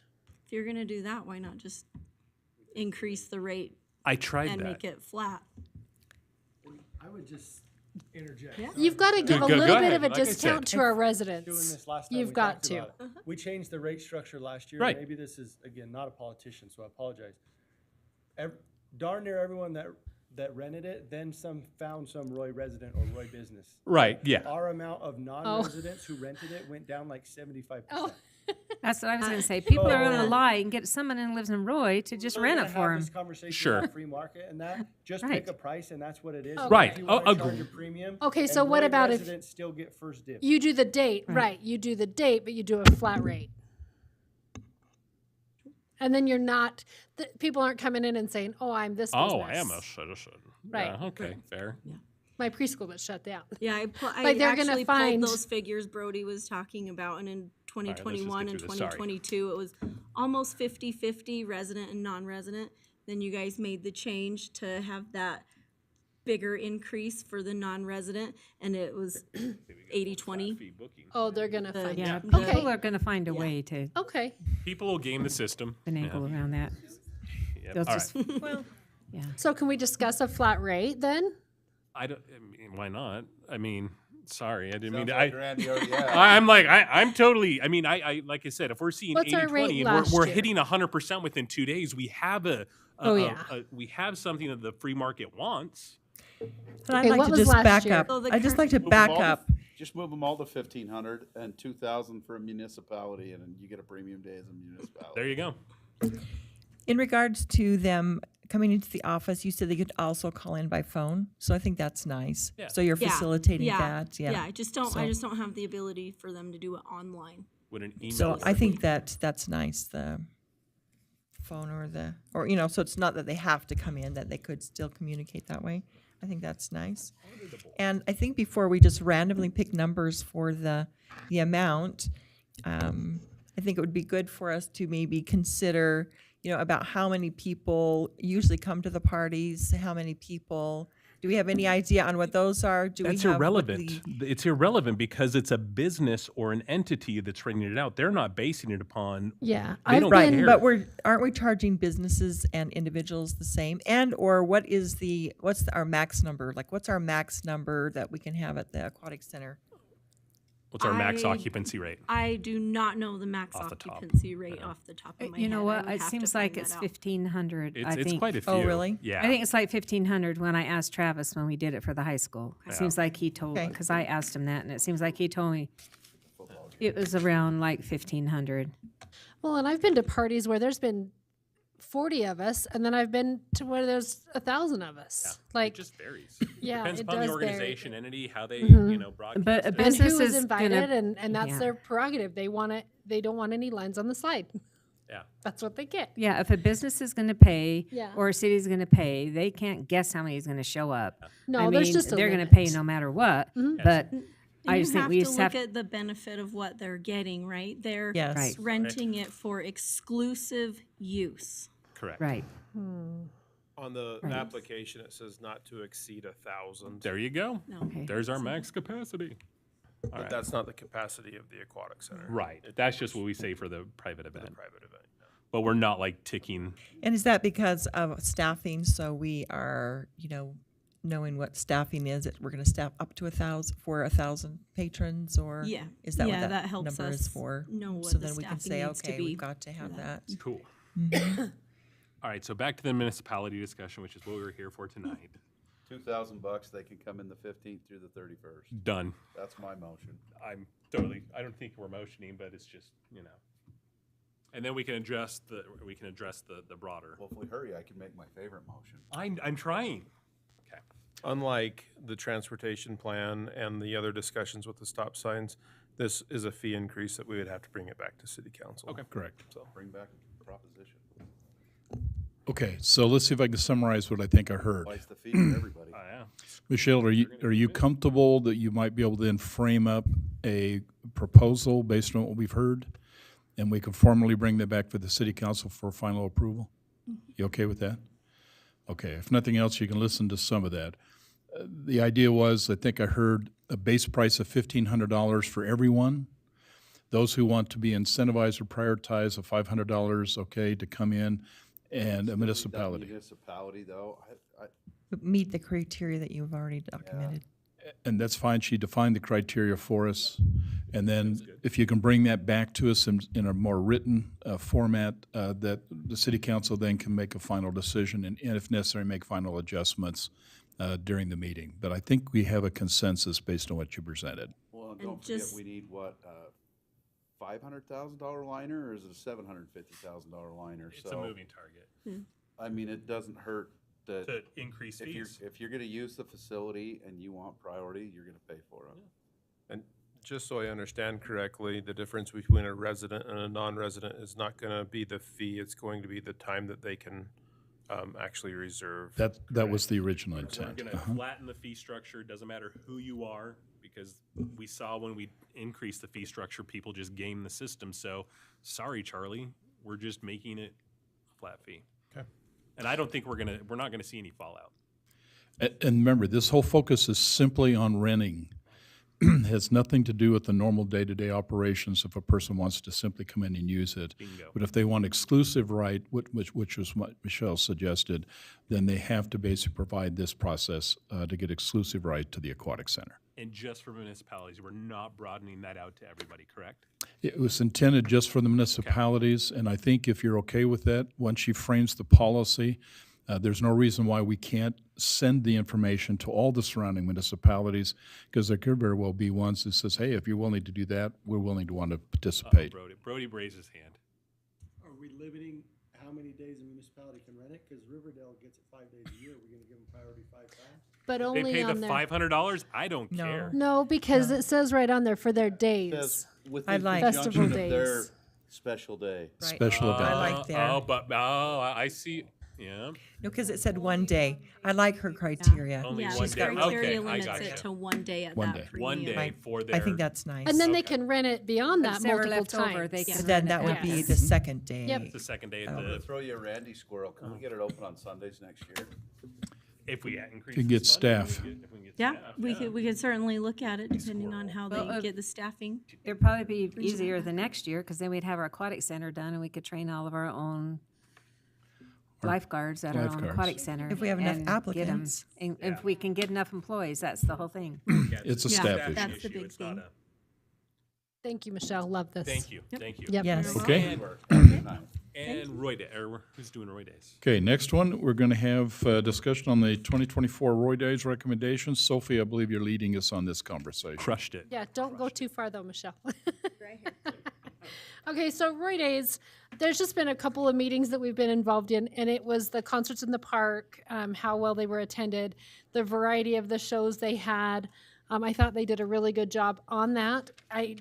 Quick conversation on what would you like to see, what did you not like to see, and the kind of broadening that out to the Roy Days. The actual events on the stages at that time, they were asking, who and what you would like to see on those. Did any of you get to see any of the performances? I watched several. Any comments, recommendations? My recommendation is, they went to Thursday nights. I didn't make a one this year. When do you want them? Didn't they used to do them on Friday They nights? were on Friday, and oftentimes people would, I think the reason why they were moved is because of the football games, right? Oh, yeah, you're right. It Because a was lot of people football chose games to and go you to the can't. football games. Because, yeah. You talking about on the stage when Like Later Diane on, performed? like Is that what you're toward, talking about? right at the very Talking about first the of the. arts and the Where- park, where- right? So both. This is Sorry. concerts in the park Concerts in the and park the and Roy Roy Days Days. performances where they have multiple people come in and perform. So Let's pick one then. Let's pick the 'Kay. concerts in the park. and concerts let's in the park. discuss that right So now. of that one, there was 6 concerts and they had a pretty good variety. Aren't some of them before the football games? So the ones that are in football season, do them on Thursdays. If it's pre-football season, do them on Fridays. Mix it up a little bit. And it Have was, schedules, and they Yeah. can come to some and maybe That's not the my others. recommendation. and I remember commenting on this, whoever's in charge of it, you do it on the day you can do it. Well, you have to do it on the day you can get the people to come, The people to too. come and who wants to put it on. Unless you do it way Because far it's in a lot. advance. It's not just a show up and it's a big, so you've got to, Well, whoever's putting it on. I was only able to make it to one because my granddaughter's always played soccer on the nights they had it. But the Yeah. one I went to, they moved it inside because of the heat, and it was a band, and I was totally entertained by them. They played all these oldies, and they were very, very good. So if all the rest were like that, then it was definitely They were good. There Good. was a lot of Very them good. were really well. I think they were pretty well rounded. So your recommendation, change the date? Yeah, mix it up. Do Pre-football Mix it up a season, little. do them on Friday, Fridays. And then football season, do them on Thursdays, like that. It appears that the conflict and the purpose to put them on Thursdays was because the football games, and maybe there's a way by which they can adjust that a little bit. Okay. So, Or end it okay. before football. What else? Roy Days, the actual, Venue? no, the Oh, the performance stage the is where on the performance is on the stage. stage. So there was, like, this year they had a luau hula dance. No. So you're just talking about during the day on Yes. Saturday? Any Okay. recommendations on that? She had just said, please bring this to you guys. What do you think I recommendations? thought Diane did a great job. That was 2 years ago. Yeah, that wasn't this year. But That was thanks. last year. And she's going to Yeah. have more time next year, so I think that was like an invitation. Thank you. I was there a lot of time during Roy Days, but I don't remember. I remember hearing some people sing, but I was too busy talking to people, and I didn't go over and actually. Likewise. Okay, Go then I'll over just and say you're watch. good job. Yeah, All right, but- so, and the other thing is the Arts Council had been asking about a budget. They have received a budget, and I think, didn't they receive that, Yeah, Matt? last year we didn't raise. Yeah, I believe the mayor actually gave him the sheet that Brittany did for us. Okay, okay. And then Salmon Bake tickets for the Arts Council. So they would like, and we have to discuss and decide, Salmon Bake tickets for the Arts Council. There is 6 people on the council. About that, What's your recommendation? And it's not a matter of do or don't, it's a matter of we have to have a direction so that they're not waiting if they think they're getting it and we don't know they're getting it. And somebody I has. think that we could actually have a very nice discussion about Roy Days in regards to that. And if that's tonight, that's great. But It is. who gets salmon bake tickets? I think it's one of the first questions. And how many? And do we give them, I think, do the staff get to eat free that are helping? Or, I think right now there is just a little bit of confusion, and I think we should come up with a specific decision, and so then we can celebrate it. So if there are certain people that are staff and volunteers, and we say, okay, yes, let's eat or not, but whatever we do, remember, we're subsidizing that amount of money, and so does that mean we change the price of the ticket for everything? How much are But tickets? it is fun. It's $15.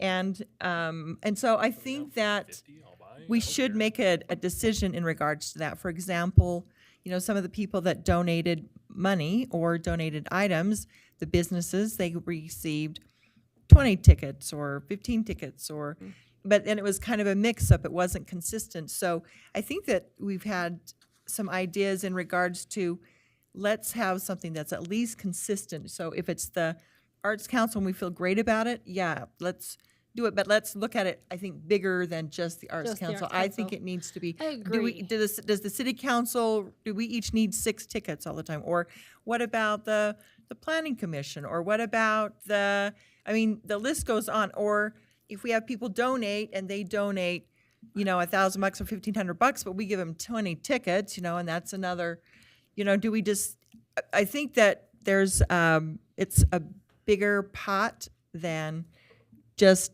the tickets for the Arts Council. yeah. Do And we it make just a has to profit be. on the salmon bait? Do we make a profit or do we go in the hole? I would say that, yeah, it's not making a profit. It's not, it's just a When you service add all- basically then. everything all when you add the combined, overhead, no. Yeah, you put $100 and some odd $1,000 budget together. And you approve that during the budget section to do nothing but Roy Days. And so it's a pretty healthy expense to put that whole thing together. And so I think that that's a really good question, The information is, how much do we make or lose on this salmon bake, Do we change ticket prices or maybe that limits what or how many we give as free? Or maybe we say, you get a discount ticket. We appreciate your help, Arts Council. You can get your tickets for $5 or something. Because one of the things we found is we had to make arrangements for people from Coca-Cola, people from Larry H. Miller. We gave them all these tickets, and then a lot of people didn't show up. So now you're buying food ahead of time for tickets that you've given free that maybe you can return, maybe you can't return, but it's not a very consistent policy. And What I think if you're going to give like tickets to the city council and the volunteers, that they ought to be there to work it.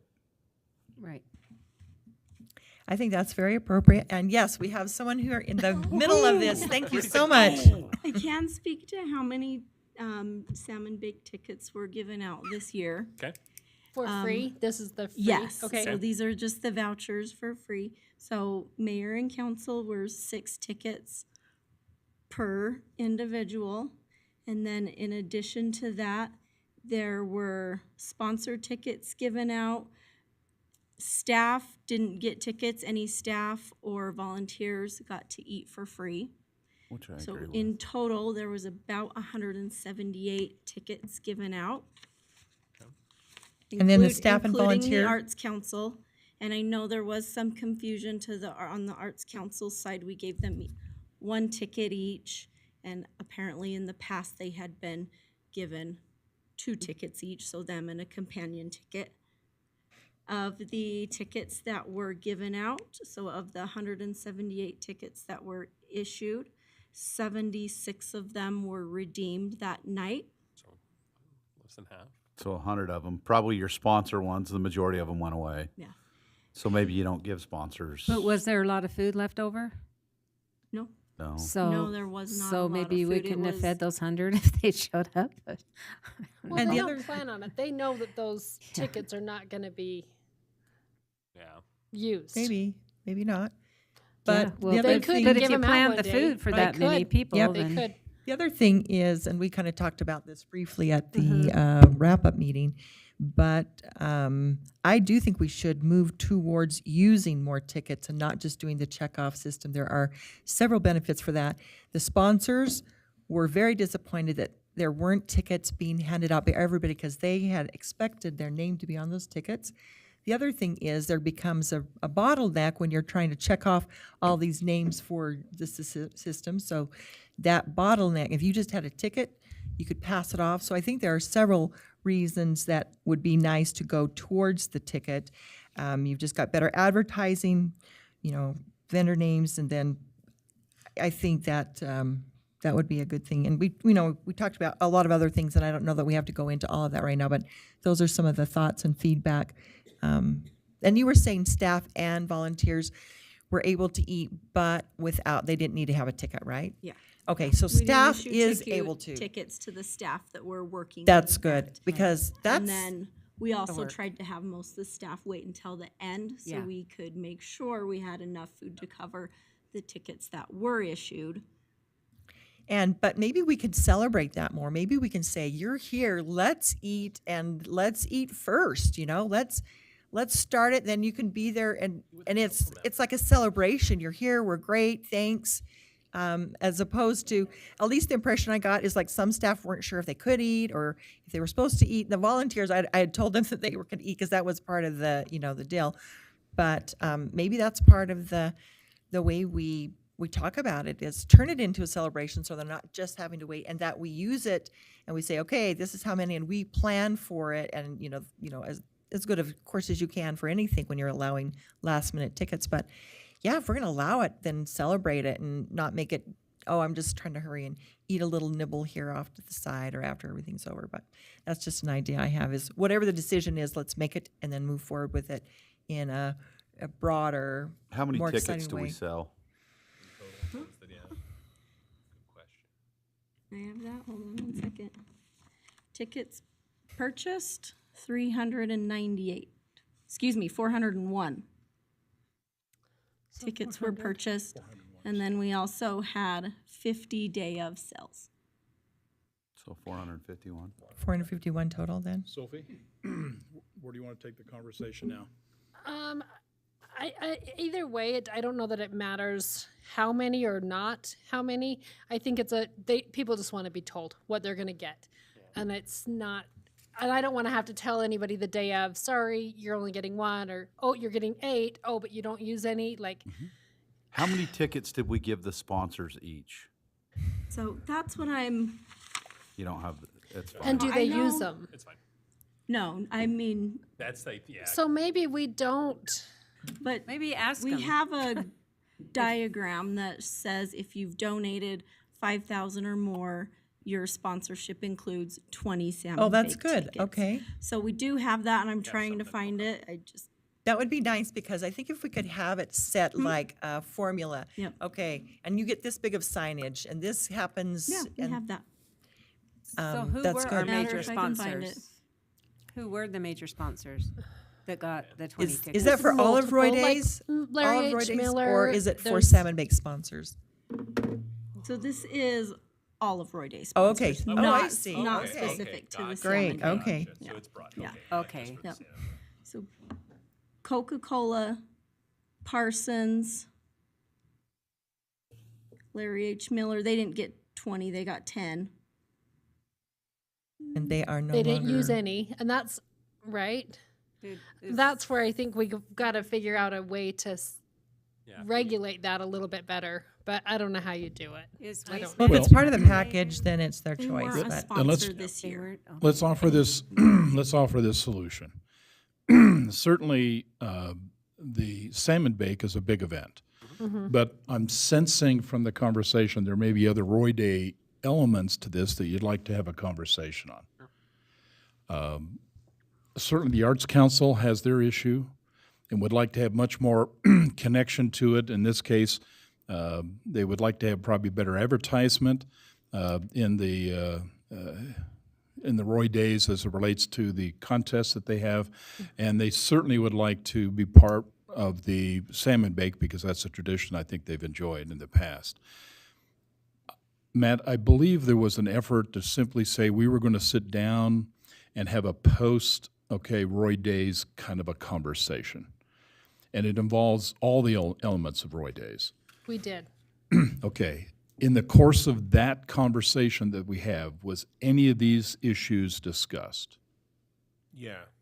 Okay, and the outcome of those conversations were, The discussion and then bringing it to council. I think that was Sophie's Okay. That's purpose really of what bringing I, it so I tonight. think, and maybe where we go with this is next year, you put a list of together, and this is what we discuss next year. Whoever's the new person from council on your Roy Days committee, and know that these issues are out there. Because I don't want to say in 2 years or a year, oh, we didn't talk about salmon bake tickets. Oh, we didn't talk about what you guys wanted to see at the concerts in the park. Like, so that's kind of where I want to say, okay, put this on your radar for next year. We When don't you're have talking to about come Arts up. Council, planning can I to make put it one on. more request? Yeah, hold on 1 sec though. But we don't have to make the decision right now. I just want it to not fall off and in a year me say, we talked about this. I'm so sorry. It fell off. I don't know. You're getting 1. Oh no, you're getting 2. Oh, you're getting 1. So that gives us a year to kind of say, okay, how are we going to handle this? And how are we going to handle sponsors? How are we going to handle tickets? How are we going to handle, because I don't want anybody walking away mad or hurt. Like, that's not what we're there for. So there you go. That's what I recommend. My last comment about the Arts Council, they do the judging of the arts contest on Pioneer Day weekend. Can that be moved? That's whoever's in charge of doing the Arts Council. That's the day, whatever day works for that person specifically, that's the day it goes. But certainly that can be brought up in the Yeah. meeting. The suggest is there could be a conflict, and as a result of that. Well, because we're committed to be here for Roy Days. But So on the not- holiday weekend, there are some of us heathens that run for the hills, Well, and and I so we can't be a part of it. Yeah, Agreed. and I think she just wanted to get it done. And maybe we say a little I'm one of earlier. them. I know the library has a specific date like set for them so that they can set up everything. So you've got to be mindful Maybe it's of the that. Monday night after Pioneer Day It could be. weekend, or something like that. Just Well, something to think about. We that- could certainly look at that as the Art Council piece, but I Okay. think to Sophie's point, she says there's some really elements of this that deals with Art Council, but probably in the program as a whole.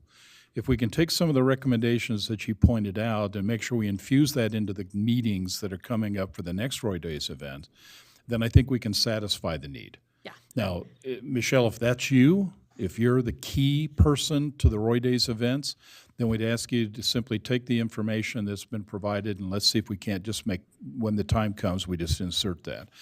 Sophie, to your point, there really needs to be more likely one or two city council members assigned to that committee. And we need to also help take the information that you're saying is also brought in there and if necessary, bring a perspective. If that means we reach back to Art Council or the Planning Commission or anybody else, let's reach back and bring that conversation to that group meeting. So are we okay with that kind of a strategy? Because I don't think we can solve this tonight, but she brings up good points. I will tell you, members of the Art Councils were pretty disappointed with the mayor, in large part because they have always been given, tickets to that salmon bake, and we were not going to give it to them. And the reason why Matt and I said, and we said this in the very get-go, Michelle, it always was through Parks and Recreation. Everything was through them. I had no clue. Matt had no clue. But every time we went to the Salmon Bay, for an example, they were always there. So we assumed they paid their own way. We had no idea that the city gave them tickets. And when we said we're taking responsibility and whatever they need that came through us, they never said a word about that. And if you want to see a group of people who are a little upset, particularly with the mayor, I will tell you it was them because the tradition was broken and they didn't like it. We fixed it, but we want to make sure we do it right the next time. And I think, Sophie, that was your point. Yeah, just Let's just put it up have a front, what we're plan. going to do and Yeah. make it happen. put it on the list. Yeah, for it next just year. got lost in the transition of everything. Well, we that didn't know it was going on, so there. that's okay. Yeah, we Had no didn't know. idea. Yeah, but Okay. so Perfect. is the council comfortable with the arts councils for us, as we make notes for next year, 2 tickets? 2 tickets for sure, per them and a partner, individual? yeah. And then we can look at if there's other The rest commissions of it, or mhm. anything else. Certainly. And final note, great job on Roy Days. Amazing, amazing. I was just an observer. That was all Well, that was, existing staff and Make you out Lizzie better for next year. specifically, so. yeah, it was good. Excited for next year. great. Yep, Yeah. super excited to see what comes. Good deal. Sophie, there you anything go. else you No. wanted to share with us? Okay. I'll There's a make a mo- component, there was a component that talked about the city manager and council report on the agenda. I believe that was just an error. Yes. So I'm going to negate that, okay? I'll make a motion, we adjourn. So I'm going to ask for a motion to adjourn before Joe asks. Do I have a second, Diane? I'll second it. We're going to put this by name. Okay, all in favor? Aye. Aye. Any opposed? Hearing none,